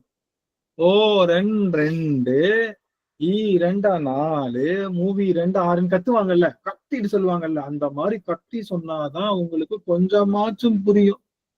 அந்த ஆன்மாக்களுக்கு பேரு யாருன்னா சகலர்கள் ஆன்மா. இந்த 2வது படிநிலையில சொன்னோம்ல, 7 சோப்பு போட்டு தேய்ச்சா குளிக்கிற ஆன்மாக்கள் யாரும் சரியாயிருவாங்க சொன்னோம்ல, அந்த ஆன்மாக்களுக்கு பாத்தீங்கன்னா போர்ட்ல எழுதி போட்டா மட்டும் போதும், கத்தெல்லாம் தேவையில்லை. போர்ட்ல எழுதி போட்டா என்ன தெரிஞ்சிடும் அவங்களுக்கு? சமத்து குட்டியா படிச்சிருவாங்க. அந்த மாதிரி ஆன்மாக்கள். இந்த 5 சோப்பு போட்டு குளிக்கிற ஆன்மாக்கள் இருக்காங்க, 5 பொருட்களை மட்டும் வச்சு தேய்ச்சா நல்லாயிடுவாங்கன்னு சொன்ன ஆன்மாக்கள் இருக்காங்க. அந்த ஆன்மாக்கள் யார் அப்படின்னா, அவர்கள் வந்து மனசால நினைச்சா போதும், உட்காந்துக்கிட்டு என்ன பண்ணா போதும், அவங்கள பார்த்து நினைச்சா போதும். நம்ம நினைக்கிறத என்ன பண்ணிடுவாங்க? நம்ம நினைக்கிறத சொல்லிடுவாங்க ஐயா, படிச்சிருவாங்க. படிச்சு அவங்க புரிஞ்சுக்குவாங்க, நம்ம நினைக்கிறதே புரிஞ்சுக்குவாங்க. அப்போ கத்தி பாடம் நடத்தி கொஞ்சமா புரிஞ்சுக்கிற ஆன்மாக்கள் ஒரு சாரல், போர்ட்ல எழுதி போட்டு புரிஞ்சுக்கிற ஆன்மாக்கள் ஒரு சாரல், மனசுக்குள்ள நினைச்சாலே அதை புரிஞ்சுக்கிற ஒரு சாரல். அந்த மனசுக்குள்ள நினைச்சாலே சரி இருக்குன்னு சொல்றாங்க இல்லையா? இந்த 3க்கும் மாயையில ஒரு பேர் உண்டு. என்ன பேருன்னா, இந்த மாயையில இருக்காங்கல்ல, 24 சோப்பு போட்டு குளிச்சாதான் வெள்ளையாவாங்க இல்லையா, அந்த மக்கள் யாருன்னா அவங்க என்ன மாயைனா, அது சுத்தமாயி, அஸ்தமாயி, பிரகிருதி மாயை. அது பேர் பிரகிருதி மாயைன்னு சொல்லுவோம், பிரகிருதி மாயை. அடுத்த இருக்கவங்க பேரு அசுத்த மாயை. அப்புறம் மனசுக்குள்ளே நினைச்சா படிச்சிருவாங்கல்ல, அவங்க இருக்கிற இடம், அந்த அவங்க இருக்கக்கூடிய ஊருக்கு பேர் என்ன ஊரு? சுத்தமாயா புவனம்ன்ற அந்த ஷாப்புக்குள்ள போனீங்கன்னா எல்லாமே நெய் பலகாரம், நெய்யில போட்டு சும்மா அழகா செஞ்சிருப்பாங்க. நெய் தான், சுத்தமான பசுநெய்யில செஞ்ச பலகாரங்கள் மட்டும்தான் எங்க இருக்கும்? சுத்தமாயில இருக்கும். இந்த அசுத்தமாயில என்ன இருக்கும்னா, டால்டா இருக்குல்ல, டால்டா வனஸ்பதியில செஞ்சது இருக்கும். இந்த பிரகிருதி மாயில் என்னன்னா, இந்த பாமாயில் இருக்குல்ல, பாமாயில், அதுவும் க்ரூட் ஆயில், 10 தடவை பஜ்ஜி போட்டு 11ஆவது தடவை போடுவான்ல பஜ்ஜி, அந்த எண்ணெயில செஞ்ச மைசூர் பாக்கு, லட்டு, அதுதான் அங்க கிடைக்கும். சுத்தமா இந்த மேன்மையுடைய ஆன்மாக்களாக, கொஞ்சம் புரிஞ்சுக்கிற ஆன்மாக்களாக இருப்பதற்கு என்ன சொல்ல தேவையில்லை. ஒளி எழுப்பாமலே சூக்குமை வாக்கினாலே உணர்கின்ற ஆன்மாக்கள் யாரு? சூக்குமை வாக்கினாலே உணர்கின்றவர்கள் இந்த சுத்தமாய ஆன்மாக்கள், சுத்தமாய புவனாதிகள், சுத்தமாயை புவனாதிகள் அப்படின்னு சொல்லுவாங்க. உங்க பேரு சுத்தமாயை புவனாதிகள் யாரு?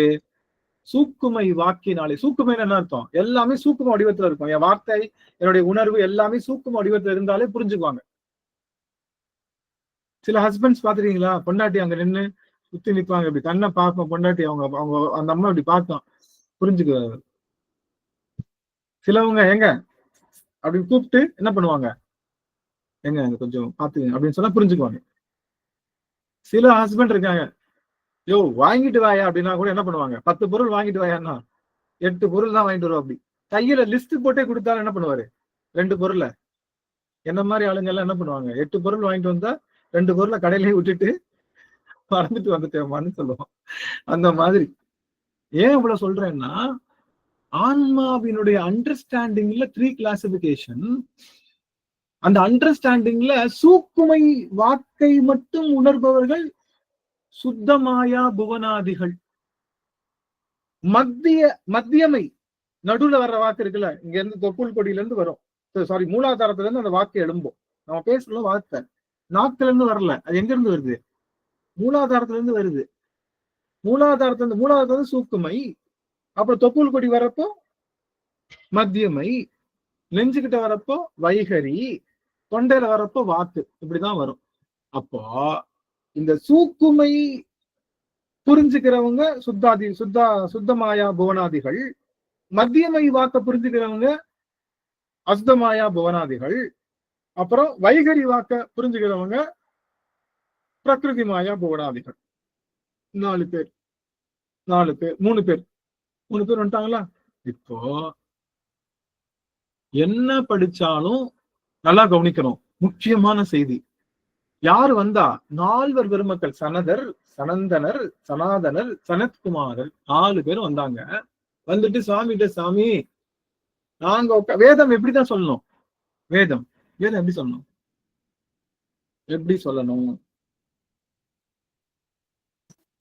சத்தமா சொல்லணும். மென்மையா சொல்லணும். சத்தமா சொல்லணும். சத்தமா சொல்லுவாங்கய்யா. யார் சொன்னா மென்மையா சொல்லணும்னு? எங்க சொல்லுவீங்களா நீங்க? வேதத்தை யாராவது மென்மையா சொல்லி பார்த்திருக்கீங்க? சத்தமா சொல்லணும்.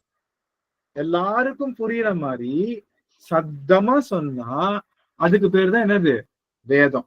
அப்போ வேதத்தை சொல்லுவது போல சத்தமா சொன்னாதான் புரிஞ்சுக்கிறவங்க யாரு? வித்யா. என்ன புவனாதிகள்? நீங்க தான் என்ன சொல்லணும். நான் கொஞ்சம் என்ன புவனாதிகள்? புவனாதிகள். மனசுக்குள்ள கொஞ்சம் எழுதி போட்டாலே புரிஞ்சுக்குவாங்க. அவங்க யாரு? அப்போ வந்தாங்கல்ல, படிச்சு வேதத்தை படிச்சு வந்தாங்கல்ல, அவங்க என்ன புவனாதிகள்? வேதத்தை சத்தம் போட்டு படிச்சாங்க இல்லையா? படிச்சா என்ன புவனாதிகள்?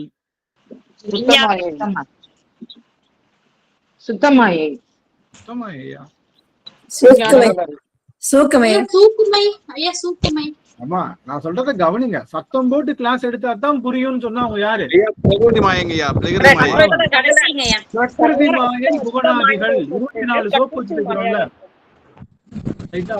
அவங்க என்ன பண்ணாங்க இந்த இடத்த? ஏன்னா நான் முடிக்கிறப்போ நான் பெரிய செய்தி சொல்லி முடிக்க போறேன். அதனால நீங்க அப்படியே கவனிச்சுக்கிட்டே வந்தீங்கன்னா அங்க லாக் பண்ணி விட்டுருவோம். அவ்வளவுதான், வேற ஒண்ணு. நான் உங்களுக்கு எளிமையா தான் சித்தாந்தம் தான் நம்ம பேசுறோம். ஆனா சித்தாந்தம் தெரியாமலே பேசிட்டு இருக்கோம். புரியுதா? நம்ம பேசுற சித்தாந்தம், ஆனா சித்தாந்தத்துடைய லோடு உங்களுக்கு கொடுக்கவே இல்லை. சித்தாந்தத்துடைய லோடு கொடுக்காம அப்படியே வாழைப்பழத்துல விளக்கணையை வச்சு வலிக்கிட்டே போற மாதிரி போயிட்டு இருக்கணும். அதனால ஒண்ணும் பிரச்சனை. இப்போ அடுத்தபடியா, அப்போ இவங்க வர்றப்போ என்னவா வந்தாங்க? உட்காந்து படிச்சப்போ என்னவா வந்தாங்க? படிச்சாங்க இல்லையா? படிக்கிறப்போ இவங்க எல்லாரும் என்னவா இருந்தாங்க? சத்தம் போட்டு படிக்கிறப்போ 24 தத்துவங்களை உடைய அந்த பிரகிருதி மாயா புவனாதிகளா இருந்தாங்க. படிச்சு முடிச்சதுக்கு அப்புறம் என்ன பண்றாங்க? மனசுக்குள்ள அதெல்லாம் போட்டு போட்டு குழப்பி இப்ப என்ன ஆயிட்டாங்க? அதுவா இதுவான்னு குழப்பி இருந்தாங்க. இப்ப என்ன வந்துட்டாங்க? 7 சோப்பு போட்டு விளக்குற யாரா வந்துட்டாங்க? ஏன்னா இவங்க சத்தம் போட்டு மனசுக்குள்ள இருக்கக்கூடிய விஷயங்களை உருப்போட்டு அதுவா இதுவா. ஆனா குழப்பம் இருக்கு, தெளிவு வரல. அப்படி இருக்கிற இடத்துக்கு இவங்க வந்துட்டாங்க. அப்போ அவங்க என்ன புவனாதிகள்?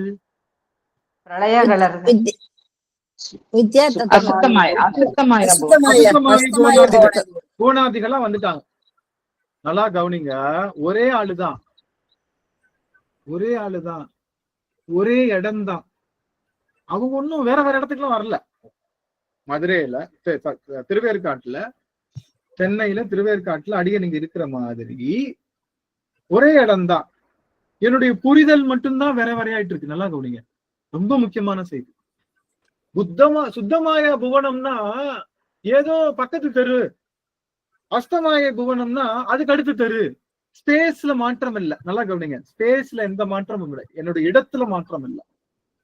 எதுல மட்டும் மாற்றம் வருது? என்னுடைய புரிதல்ல மட்டும்தான் மாற்றம் ஏற்படுது. என்னுடைய புரிதல் மாற மாற நான் என்ன ஆகுறேன்? ஐ எம் ப்ரமோட்டட் டு எதுல இருந்து? பிரகிருதி மாயா புவனாதியில இருந்து அசுத்தமாய புவனாதியா ப்ரமோட் ஆகுறேன். சரி, இதுக்கப்புறம் போய் சாமி கிட்ட போய் உட்காடுறாங்க. சாமி கிட்ட, சாமி ஒன்னும் விளங்கல, நீதான் வேதத்தை கொடுத்த, வேதத்தை படிச்சேன், சத்தம் போட்டு படிச்சேன், நல்லா இருக்கிற மாதிரி இருந்துச்சு. அப்ப பார்த்தா குழப்பம் வந்துருச்சு. அதனால என்ன ஆகுது?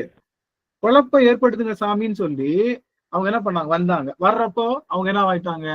அதே ஆளுதான் பிரகிருதி மாயிலிருந்து அஸ்தமாயம் வந்துட்டாங்க. சாமி என்ன சொல்றாரு? உட்கார். பேசவே இல்லை. உட்காரு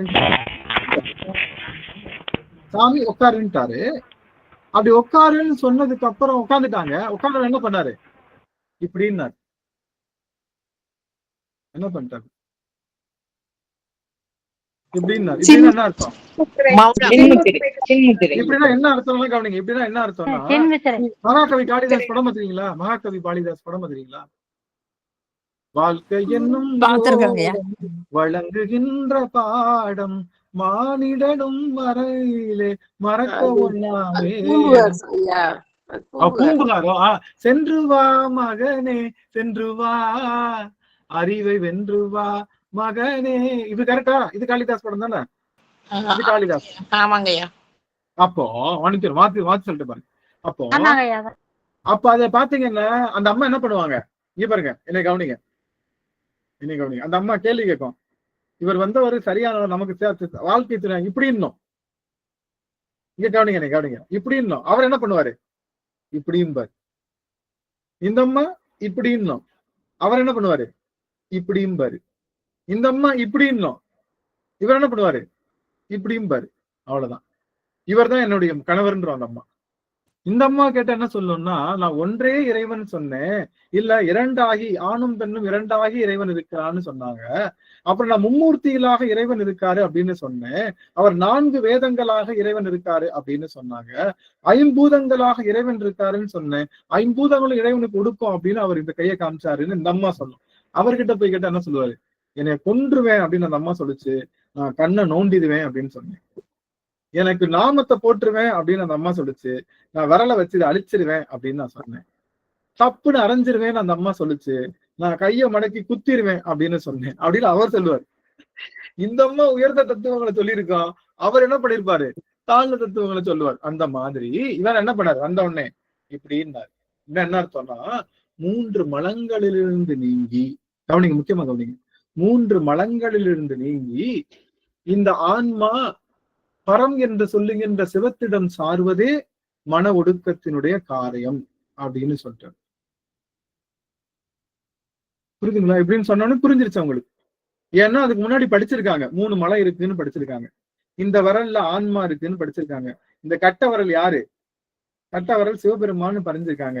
இந்த கட்ட விரல்ல இது இப்படி சேர்ந்து அத்துவிதமா நின்ன உடனே என்ன ஆகுது? எல்லாமே இது ஆட்டோமேட்டிக்கா இறைவன் அத்துவிதம் ஆயிடுச்சுன்னா மலங்களிலிருந்து நீங்கிரும்னு சொன்னது புரிஞ்சு அப்படியே வாக்கும் மனமும் இல்லா மனோலயம் தேக்குகின்றவர்களாக, சூக்குமை வாக்கை உணர்ந்தவர்களாக அப்படியே அமர்ந்தார்கள். இப்ப அவங்க எந்த மாயா புவனத்துல இருக்காங்க?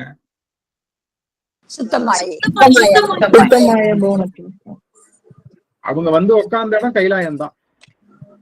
அவங்க வர்றப்பையும் கைலாயம்தான். 4 வேதங்களை போய் படிச்சாங்கல்ல, அதுவும் கைலாயம்தான். கைலாயம் இடம் ஒண்ணுதான். ஆனா அவங்களுடைய புரிதல்ல மாற்றங்கள் ஏற்பட என்ன ஆயிடுச்சு? சுத்தமாயா புவனத்துல இருந்து, மன்னிக்கணும், பிரகிருதி மாயா புவனத்துல இருந்து சுத்தமாயா புவனம் வந்து, அஸ்தமாயா புவனம் வந்து சுத்தமாயா புவனத்துக்குள்ள வந்துட்டாங்க. சுத்தமாயா புவனத்துல எது கிடையாது? ஏண்டா டேய், நீ வந்து எங்களுக்கு வந்து சித்தாந்தம் தெரியலன்னு சொல்லிட்டு தான் நாங்களே இங்க வந்து கொஞ்சம் காலத்தை ஓட்டலாம்னா அவங்க வந்து பார்த்ததுமே தெரிஞ்சுக்கிறவங்க. சூக்குமை சின்முத்திரையிலே புரிய வச்சிடறாருங்கய்யா. சுத்தமாயா தத்துவத்துல என்ன கிடையாது அப்படின்னா சுத்தமாயா தத்துவத்துல மண்ணு கிடையாது. குழப்பம் கிடையாதுங்க, எந்த குழப்பமும் கிடையாதுங்க. சொக்கநாதா 100க்கு 100 சுத்தமாயா தத்துவத்துல மண்ணு கிடையாது, நீரு கிடையாது, நெருப்பு கிடையாது, காற்று கிடையாது. ஏன்னா பஞ்சபூதங்கள் இல்ல இல்ல, தன்மாத்திரைகள் இல்ல இல்ல, கருவி கரணங்கள் இல்ல இல்ல. அப்போ அந்த அந்த தளத்துல அந்த பூதங்கள் அது எல்லாமே கிடையாது. இப்போ நீங்க சுத்தமாயா புவனத்துல நீங்க அமர்ந்திருந்தீங்கன்னா உங்க கால் எதுல படாது? தரையில போடாது. தரையில படாதுங்க. உங்க கால் தண்ணிக்குள்ள படாது. ஐயா சுத்த மாயையில நானே கிடையாதுங்கய்யா. சுத்த மாயையில நானே கிடையாது அப்படிதாங்க ஐயா. ஆமா, சுத்த மாயையில பொருளென்ற தத்துவமே கிடையாது. அப்போ நான் என்பதும் மறந்து தான் என்பதையும் மறந்து அந்த ஆன்மா பதியிடம் சரணாகதி அடையும் போது அத்துவிதமாக மாறும் போது, அத்துவிதம் என்ன அர்த்தம்? அத்துவிதம் என்ன அர்த்தம்? ஒன்றாகும் போது நல்லா கவனிங்க. ரெண்டு பொருள் ஒன்னா தெரிஞ்சா அது பேர் அத்துவிதம். ரெண்டு பொருள் ஒன்னா தெரிஞ்சா அத்துவிதம். ஒரு பொருள் ரெண்டா தெரிஞ்சா தாதான்மியம். ஒரு பொருள் ரெண்டா தெரிஞ்சா தாதான்மியம். ரெண்டு பொருள் ஒன்னா தெரிஞ்சா அத்துவிதம். ஒரு பொருள் ரெண்டா தெரிகிறது எது பேரு? இறைவன் ஒருவன் தான். பக்கத்துல போனாதான் அவன் சிவசக்தின்னு தெரியும். எது மாதிரி? நாணயம் மாதிரி. நாணயம் பார்த்தா ஒண்ணுதான், ஆனா என்ன பொருளா தெரியுது? ரெண்டு பொருளா தெரியுது. ரெண்டு பொருள் இருக்கும், ஆனா ஒரு பொருளா தெரியும். ரெண்டு பொருள் இருக்கும், ஆனா அது என்ன இருக்கும்? ஒரு பொருளா தெரியும். அப்படிப்பட்ட பொருளை நம்ம பார்த்திருக்கோம். அது பேர் அத்துவித பொருள்னு சொல்லுவோம். ஆக இறைவனோடு அத்துவிதமாக கலந்தால் உங்க கால் தரையில படாது. நீங்க எங்க இல்ல? பூமியில இல்ல, அண்ட சராசரங்கள்ல இல்ல. நீங்க சென்னையில கிடையாது, திருவேற்காடுல கிடையாது, காஞ்சிபுரத்துல கிடையாது, கோயம்புத்தூர்ல கிடையாது. நீங்க உட்கார்ந்துக்கிற இடம் காற்றும் பஞ்சபூதங்களும் அற்று ஞானமே ஆகாசமாக, ஞானமே பரவெளியாக, ஞானமே ஐம்பூதங்களாக, ஞானமே தன்மாத்திரையாக வந்து விளைகின்ற இடம். நல்லா கவனிங்க. அதுக்காக நீ எங்க போக தேவையில்லை. ஞானம்ன்ற இடத்துக்கு பிளைட் பிடிச்சு போக தேவையில்லை. உட்கார்ந்த இடத்திலேயே புரிதலை மட்டும் மாற்றிக்கொண்டால் உங்கள் கால் பஞ்சபூதங்களிலும் படாது. நீங்க பூமியில தான் அமர்ந்திருப்பீங்க எல்லாரும் பார்க்க. ஆனா நீங்க எங்க அமர்ந்திருக்கீங்க? அண்ட சராசரத்தையும் கடந்து ஆகாய பெருவெளியிலே அமர்ந்திருக்கீங்க. மத்தவங்களுக்கு பாக்குறதுக்கு எப்படி தெரியும்? இந்த பைத்தியம் இங்கதான் உட்கார்ந்து இருக்குன்னு சொல்லுவாங்க. இந்த பைத்தியம் இங்கதான் உட்கார்ந்து இருக்கு அப்படிதானே சொன்னாங்க. யார பார்த்து சொன்னாங்க? யார பார்த்து சொன்னாங்க? ஏய், இப்படி மொட்டையா கேட்காதரா சாமி, நானே பதில் சொல்றேனே. யார பார்த்து சொன்னாங்க தெரியுமா? திருநின்ற ஊர்ல உட்கார்ந்துகிட்டு கண்ணை மூடிட்டு இறைவனுக்காக மனதினாலேயே கோவில் கட்டினார்ல, அவர் உட்கார்ந்த இடம் எது? எந்த மாயா புவனத்துல இருந்தார் அவரு? சுத்தமாயே. அதனாலதான் இந்த உலகத்தினுடைய எந்த ரூல்ஸும் உங்களுக்கு தெரியாது. இந்த உலகத்துல இருந்தாதான் இந்த உலகத்தோட ரூல்ஸ் கட்டுப்படுவாங்க. நல்லா புரியுதுங்களா? அவங்க எந்த உலகத்துக்கு போயிட்டாங்க? எந்த புவனத்துக்கு போயிட்டாங்க?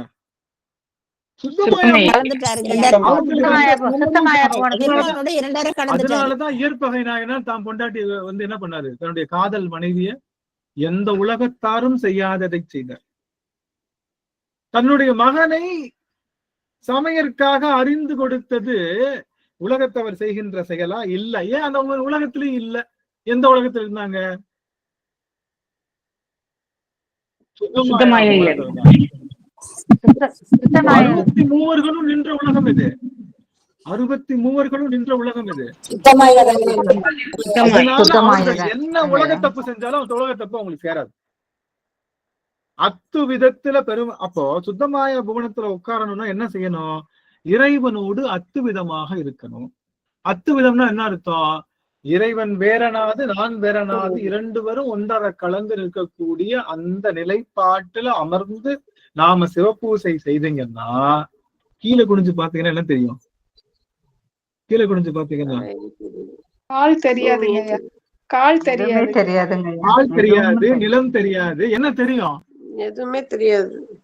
எதுவுமே ஆகாக எதுவும் என்ன தெரியும் அப்படின்னா, நல்லா கவனிங்க, என்ன தெரியும்னா ஞானமே வடிவமாகிய ஞானாகாசம், ஞானா பூமி, ஞான காற்று, ஞான நீர் என்று எல்லாம் ஞானத்தினுடைய வடிவமா. ஞானம்ன்ற கூட்டுக்குள்ள போய் உட்கார்ந்துருவீங்க, அதற்கு பேர் தான் என்னது? சித்து கூட்டல் ஆகாசம் சிதாகாசம், கூட்டல் அம்பரம் சிதம்பரம்.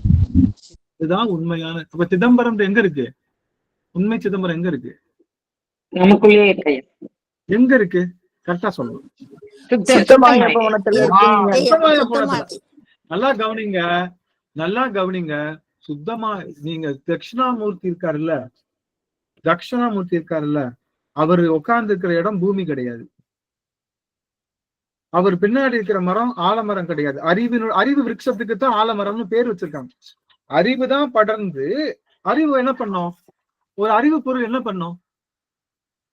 தன்னை போலவே அறிவு பொருளை உருவாக்கும். அது போல அது எப்படி உருவாக்கும்? நல்லா கவனிங்க. ஒரு அறிவு, நல்ல முக்கியமான செய்தி, அறிவு பொருள் தன்னை போலயே அறிவு பொருள் உருவாக்கும். நாம நினைச்சிட்டு இருக்கோம் நம்மள மாதிரி ஒரு பிள்ளைய பெத்துட்டா நம்ம அறிவு பொருள், அதுவும் அது கிடையாது, அது கிடையாது. ஆலமரத்துக்கு என்ன கிடையாது? ஆலமரம் எதுவும் வளராது, விதையில வளராது. மேக்சிமம் எதுல வளரும்? விழுதுலதான் வளரும். விழுதுன்றது என்ன கிடையாது? தாம் பிள்ளை கிடையாது. அது பேர் அது சந்தானம். சந்தானம், சந்தானம் என்ன அர்த்தம்? சந்தானம்னா தலைமுறை, தலைமுறை, சங்கிலி. என்கிட்ட யாரு வந்தாலும் அவங்க என்னவா மாத்திடுவேன்? என் பிள்ளையா இருக்க வேணா தேவையில்லை, என் பிள்ளையா இருக்க தேவையில்லை, என்னுடைய குழந்தையா இருக்கணும்னு அவசியம் இல்லை. என்கிட்ட யாரு வந்தாலும் அவங்களுக்கு ஞானத்தை வழங்குகின்றதுதான் இந்த ஆலமரத்தினுடைய விழுது. ஆலமரத்துடைய விதைகள் ஆகாது, அதனுடைய தண்டை என்னவாகும்? திரும்ப மரமா முளைக்கிறது போல அந்த தன்னிடம் வருகின்ற சீடர்களை தன்னை போலவே மாற்றுகின்ற குருமார்கள் எல்லாருமே எதுக்கு ஒப்பு? எதுக்கு ஒப்பு? ஆலமரத்துக்கு ஒப்பு.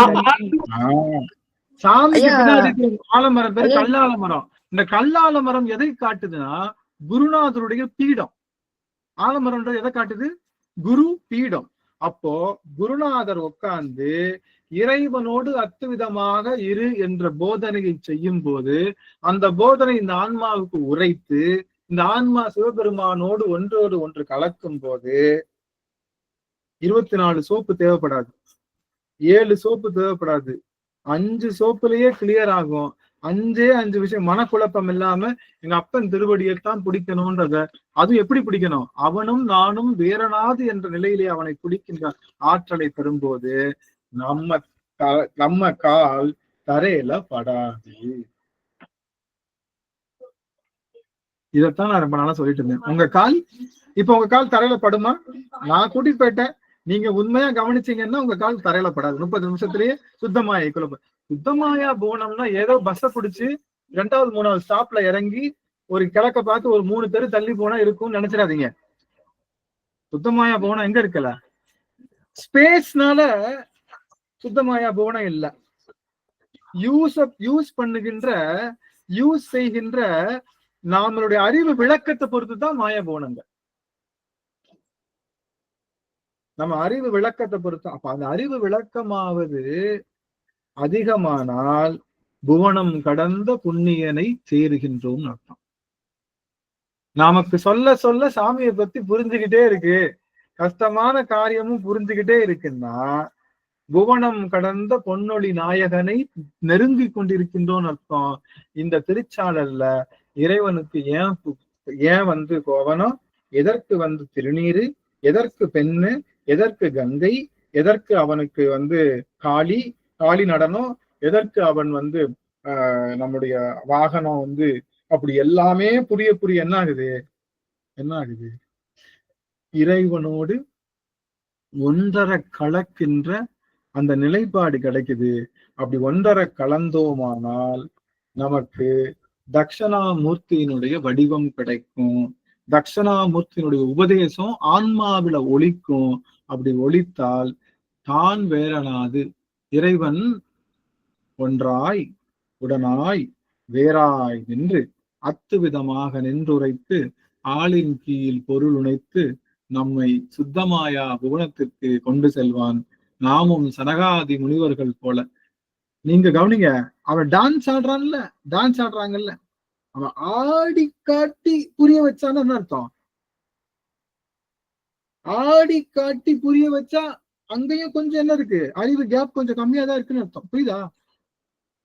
இங்க தட்சிணாமூர்த்தி கிட்ட என்ன இருக்கு? அவன் ஆடவும் இல்ல, ஒன்னும் செய்யல, அமர்ந்தே இருப்பான், வார்த்தையே உட்காந்து. அவனுக்கு அப்ப அந்த சடை எப்படி இருக்கும்? சடை தாழ் சடையா இருக்கும். சடை பாத்தீங்களா? சடை தாழ் சடையா இருக்கும். தட்சிணா இது ஆடுகின்ற திருக்கூத்துடைய பெருமானுக்கு தாழ் சடையும் உண்டு, விரிசடையும் உண்டு. பெருமானுக்கு முச்சடைகள், விரிசடை, அவிழ் சடை. அவிழ் சடைனா கட்டியிருப்பா விழுகிற மாதிரி இருக்கும். அவிழ் சடை, தாழ் சடை. இந்த விரிசடை 24 சோப்பு, அவிழ் சடை 7 சோப்பு, தாழ் சடை 5 சோப்பு. புரியுதுங்களா? நீங்க இப்படி வச்சுக்கோமா, உங்களுக்கு முடியலப்பா, நீ சொல்றது நல்லாதான் இருக்கு, சுத்தமாயா புவனத்துக்கு போகணும்னு எனக்கு ஆசையா இருக்கு, எனக்கு விளக்கம் ஏற்படல, எனக்கு விளக்கம் ஒண்ணு விளங்கல சாமி, ஒன்னும் புரியல, என்னமோ சொல்ற சுத்தமாயா புவனம் 7 8 காலம் வியதி கலை வித்தை மாய அராகம் புருடன்ற 24 தத்துவன்ற, அப்புறம் நாதம் விந்து சாதாக்கியம் சுத்த வித்தை மாகேஸ்வரன்ற, ஒன்னும் புரியல. இதெல்லாம் புரியல, எங்களுக்கு ஏதாவது உபாயம் சொல்ல. ஆனா நாங்க சுத்தமாயா புவனத்துக்கு போகணும். நமக்கு எல்லாம் அதான் ஆசை. நாம யாரும் ஒரு சொட்டு வேர்வை சிந்திடக்கூடாது. ஆனா எங்க போயிடணும்? எங்க போயிடணும்? ஷார்ட் கட்ல சருன்னு போகணும். அதுதான் எல்லாத்துக்கும் ஆசை. ஆமாவா இல்லையா? ஆமாவா இல்லையா? சுத்தமாயா புவனம் நமக்கு உள்ளறையே இருக்குங்க. ஆமா, இல்ல அந்த கடக்கிறதுக்கு, அது கடக்கிறதுக்கு என்ன பண்ணணும்? நல்லா கவனிங்க, ஒண்ணுமே கிடையாது. உங்களுக்கு என்னமும் புரிய வேணாம்.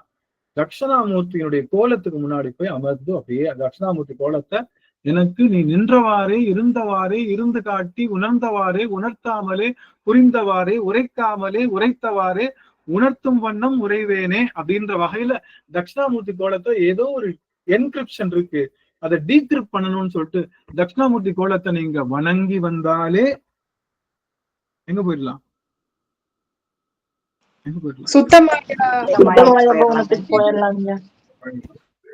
அத விட்டுட்டு குரு பகவான்றது வியாழ குரு பகவான் யாரோ ஒருத்தர், இவரு பேசாமலே சொல்லி கொடுக்கிற சாமி.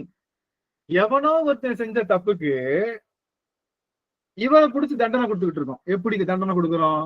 மஞ்சள் கலர் வேட்டியை கட்டுறோம், சுண்டக்கா மாலையை போடுறோம், குரு பயிற்சி ஆயிடுச்சு அவர் உட்கார வச்சு அவர் மூச்சு முட்டை அவருக்கு என்ன பண்றோம்? அபிஷேகம் பண்றோம். பாப்பாரு அவர், டேய் நான் என்ன தத்துவம் சொல்ல வந்தேன், என்ன டீப்ரமோட் பண்ணி என்னைய குரு பகவானா மாத்தி வச்சிருக்கீங்க, வியாழ பகவானா மாத்தி. டேய் நான் வியாழ பகவான் இல்லடா சாமி, எங்க அப்பன் சத்தியமா நான் வியாழ பகவான் கிடையாதுடா, தயவு செய்து என்னை விட்டு, நான் உனக்கு சுத்தமாயா புவனத்தை கொடுக்க வந்திருக்கேன், ஆனா நீ என்னைய டீப்ரமோட் பண்ணி என்ன பண்ற?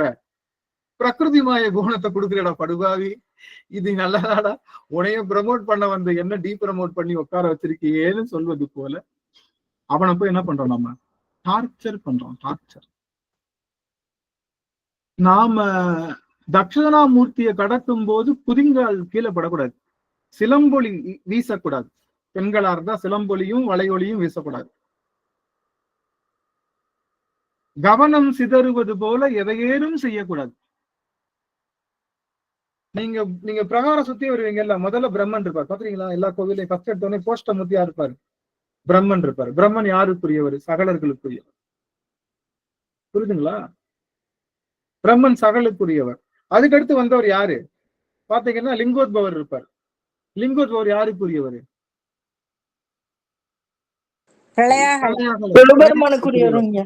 அப்படி இந்த பக்கம் திரும்பி வந்தீங்கன்னா யாரு இருப்பா?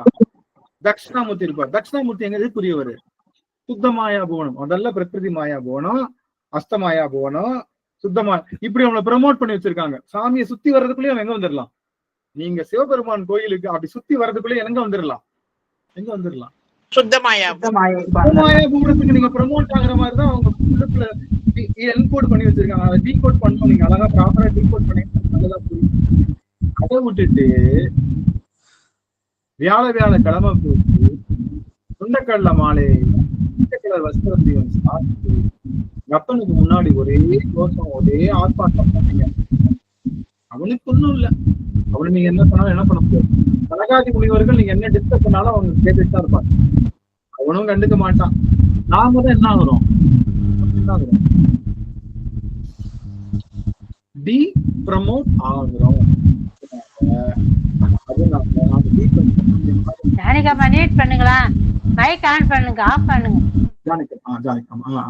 அப்போ நல்லா புரிஞ்சுக்கிட்டீங்களா? இப்ப இதோட அதையே நிறைவு செய்யறேன். தட்சிணாமூர்த்தியினுடைய வடிவம் நான் முன்னாடி ஒண்ணு சொன்னீங்க, பிக்ஷாண்டர் வடிவம் சொன்ன ஞாபகம் இருக்கா உங்களுக்கு? பிராக்டிஸ் கொடுத்த ஞாபகம் இருக்கா?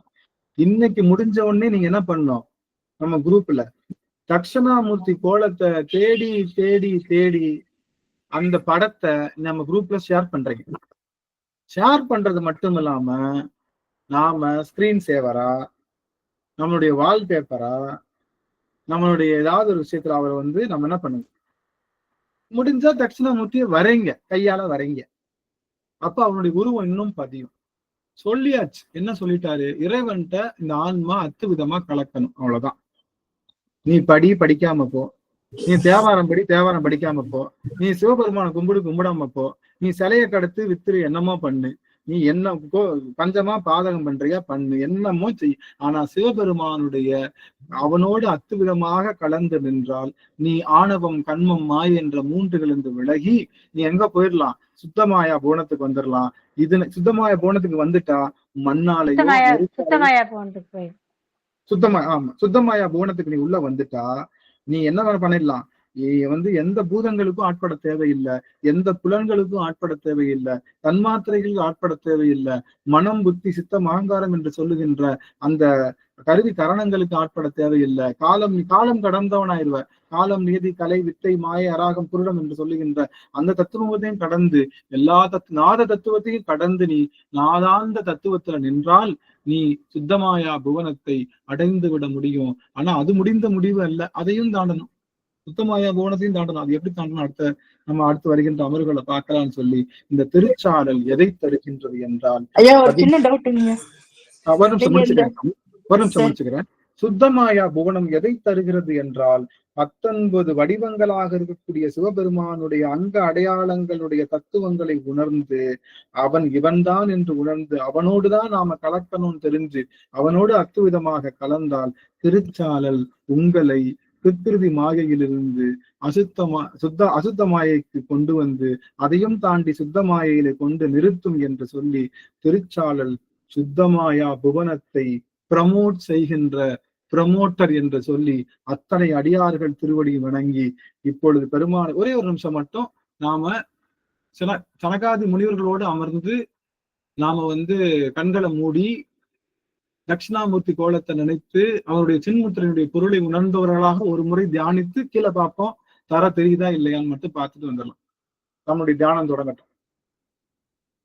கண்களுக்கு முன்னதாக கல்லாலம் குடை நீலிலே நம்மளுடைய தட்சிணாமூர்த்தி தாழ் சடையோடு ஒரு கையிலே அங்கி ஒரு கையிலே நாகமேந்தி கைகளிலே சென்முத்திரை தாங்கி அவர் நமக்காக அருள் செய்து கொண்டிருக்கின்றார்.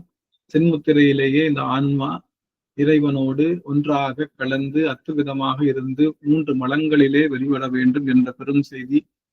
மனமே மடநெஞ்சே இந்த தத்துவத்தை கண்ணீர் மல்க பலகாலம் நினைந்து உழன்று தெரிந்து வாக்கிறந்த பூரணமாய் யாரும் உரைக்காத வண்ணமாய் உரைத்தும் உரையேறாத நிலையிலே நிற்காது இறைவன் திருவடியை சேருகின்ற வகையிலே ஆன்மா மடநெஞ்சே கேட்டு அருள் புரிவாயாக.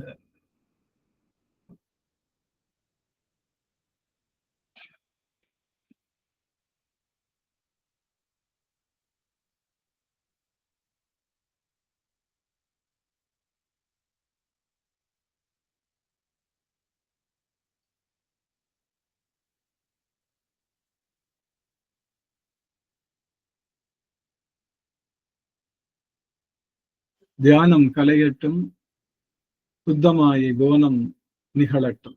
திருச்சிற்றம்பலம். சிவாயிரம் சிவாயிரம். சொக்கநாதா, ஆக சுத்தமாயை உண்மையிலேயே சுத்தமாயை கிடைத்ததோ என்னமோ தெரியல, ஆனா சுத்தமாயை என்பது இப்படித்தான் இருக்குமோ என்ற எண்ணத்தை நமக்கு உருவாக்கி விட்டது. சுத்தமாயை கிடைத்ததோ என்னவோ தெரியவில்லை. ஆனால் சுத்தமாயை அப்படிங்கிற இடம் இப்படித்தான் இருக்குமோ அப்படின்ற பாவ நிலையை நமக்கு கொடுத்தது இந்த திருச்சாலை என்று. இந்த திருச்சாலையில இவ்வளவு பெரிய கிஃப்ட நம்ம கொடுத்தாச்சு. You are all promoted to சுத்தமாயா, சுத்தமாய புவனம், பீடிப்பில்லாத அப்படின்னு சொல்லி அந்த வகையில அந்த வகையில எல்லாரையும் நம்ம வந்து நிறைவு செய்யலாம் அப்படின்னு சொல்லி அடியன் அந்த வகையில அடியன் வந்து இந்த அந்த அளவுல நிறைவு செய்யறேன். சுவாமி சிவாய நம்ம. எல்லாருக்கும் டாஸ்க் என்னன்னா, நம்மளுடைய தட்சிணாமூர்த்தியினுடைய போட்டோவை இன்னைக்கோ நாளைக்கோ ஷேர் பண்ணுங்க. அதுதான் டாஸ்க், சரிங்களா? அதனால அந்த அளவுல நம்ம நிறைவு செய்யறோம்.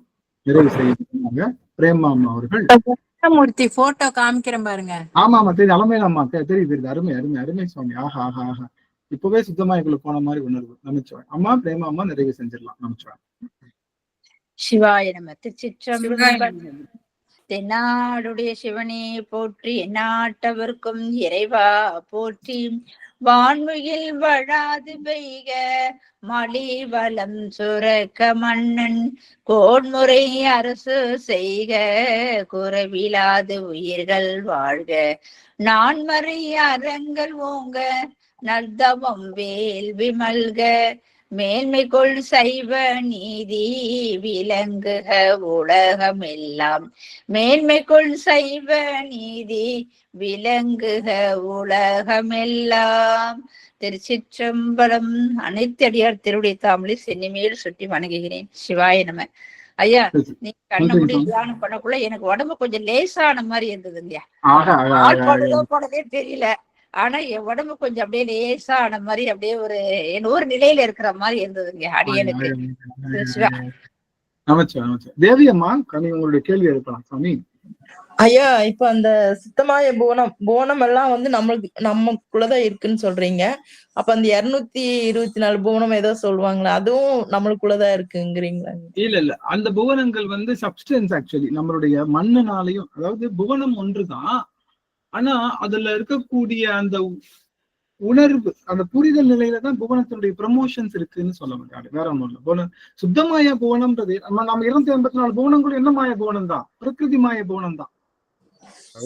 சூரியன் மாதிரி இருக்கக்கூடிய எல்லாமே பிரகிருதி மாயம் தான். சப்ஸ்டன்ஸ் ஒண்ணு பாத்தீங்கன்னா நீர்னாலேயே ஆக்கப்பட்டிருக்கும் ஒரு புவனம், ஒரு புவனம் நெருப்புனாலேயே ஆக்கப்பட்டிருக்கும், ஒரு புவனம் காத்து, ஒரு புவனம் ரெண்டும் கலந்தது, நீரும் நெருப்பும் மட்டும் கலந்து. இந்த காம்பினேஷன்ல 254 புவனங்கள் இருக்கு.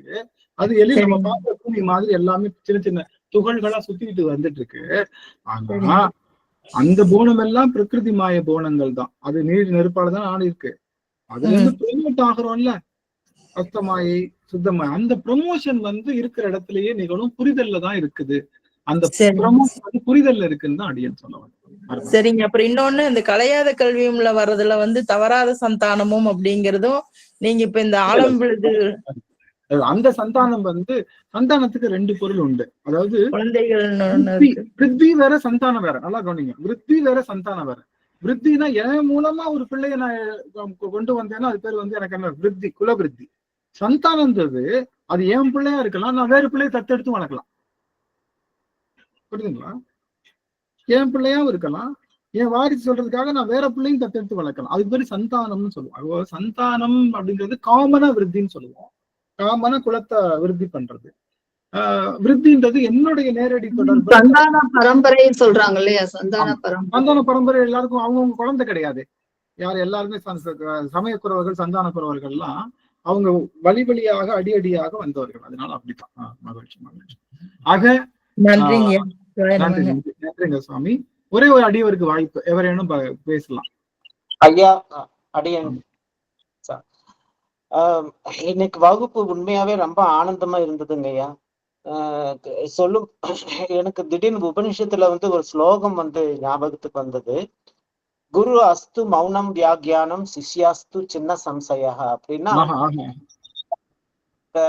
குருவினுடைய, அதாவது தட்சிணாமூர்த்தியுடைய அந்த மௌனம் வந்து இருக்கிற அந்த சிஷ்யர்கள் சனகாதி முனிவர்கள் அப்படின்னாலும் நம்மளாவும் எடுத்துக்கலாம்.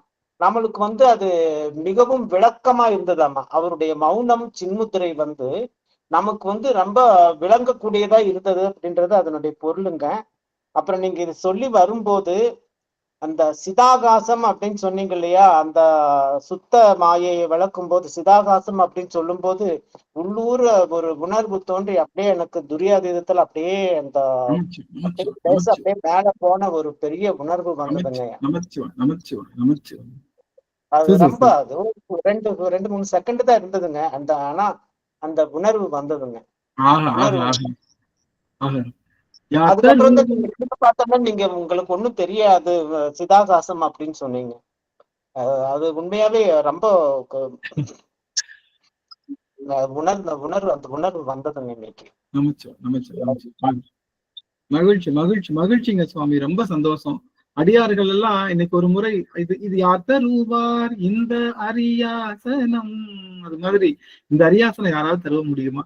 அந்த அரியாசனத்தை நம்ம பெற்றிருக்கோம் அப்படின்ற உணர்வோடு இந்த அந்த அமர்தனை அடிய நிறைவு செய்யறேன். அடியார்களுக்கு ஏதாவது சொல்லணும்னு ஆசைப்பட்டீங்கன்னா கண்டிப்பா குரல் பதிவா கொடுங்க. அதை கேட்கறதுக்கு நம்மளுடைய குழுமத்துல இல்ல அடியனுக்கு குரல் பதிவா கொடுங்க, கேட்கறதுக்கு காத்திருக்கேன். காலம் கருதி அடிய நிறைவு செய்கின்ற சாமி. ரொம்ப நல்ல உணர்வோடு வந்து கேட்டு நான் உங்கள்கிட்ட ஃபர்ஸ்ட்லயே நான் ஒண்ணு சொன்னேன். நீங்க வந்து திருச்சாவல் முடிக்கிறப்போ உங்க கால் தரையில படாதுன்னு சொன்னேன். இப்போ உங்க கால் தரையில படாம இருக்கிறதுக்கான உபாயம் சொல்லியாச்சு.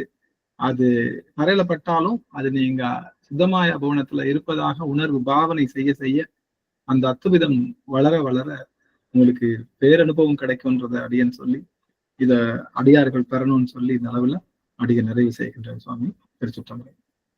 ஆறிரு தடந்தோள் வாழ்க, அருமுகம் வாழ்க, வெப்பை கூறுசை தனிவேல் வாழ்க, புக்குடம் வாழ்க, செவ்வேல் ஏரிய மங்கை வாழ்க, யானை தன்னனங்கு வாழ்க, மாறிலா வள்ளி வாழ்க, வாழ்க சீரடியார் எல்லாம் மாறிலா வள்ளி வாழ்க, வாழ்க சீரடியார் எல்லாம். வெற்றிவேல் முருகனுக்கு அரோகரா, ஞானவேல் முருகனுக்கு அரோகரா, சக்திவேல் முருகனுக்கு அரோகரா.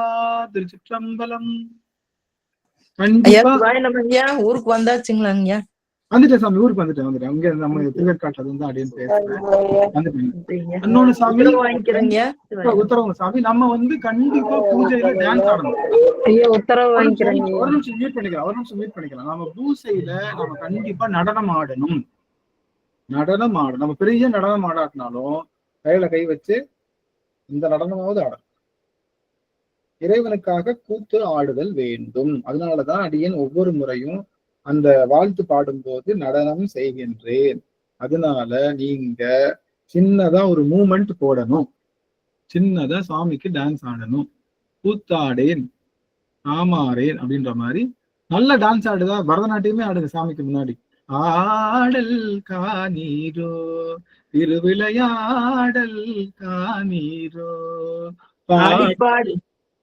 ஆமா ஆடியும் பாடியும் பாடி அண்ணாமலைக்கு இதெல்லாம் ஓடி போகும் நமது உள்வினைகளை. அதனால அது வேணும் கண்டிப்பா. அதனால எல்லாரும் ஆடணும்னு சொல்லி அப்படியே நிறைவு செய்கின்றேன். நன்றிங்க சாமி, உத்தரவு வாங்கிக்கலாம் எல்லாரும். ஐயா ஒரு புது அடியார் நம்ம கூட சேர்ந்திருக்காங்க ஐயா. அவங்க பேரு சாந்திமதின்னு பேரு, என் ஃப்ரெண்டுங்க ஐயா. இப்ப 4 நாளா வந்திருக்காங்க, அவங்களுக்கு ரொம்ப பிடிச்சிருக்கு. அம்மா முகத்தை காட்டுங்கம்மா, சாந்திமதி அம்மா முகத்தை காட்டுங்க. திருவடி வணங்குறோம் சுவாமி. அம்மா முகத்தை காட்டுங்கம்மா. ஒரு நிமிஷம். அமிர்தான்ற ஐடியில இருக்கிறவங்களா? நல்லதுங்க சுவாமி. ஆமா மகிழ்ச்சி அம்மா, ரொம்ப மகிழ்ச்சி. அமிர்தா அம்மா, அமிர்தா சாந்திமதி அம்மா, உங்களை இருகரம் கூப்பி வரவேற்கின்றோம். மகிழ்ச்சி. அது நிறைய சாந்தியமா இருக்காங்க. நானும் வணங்குகிறேன் ஐயா. நன்றிங்க ஐயா. அனைத்து அடியாரும் உத்தரவு வாங்கிக்கிறேன் ஐயா. சிவாய நம. திருச்சிற்றம்பலம். சிவாய நம.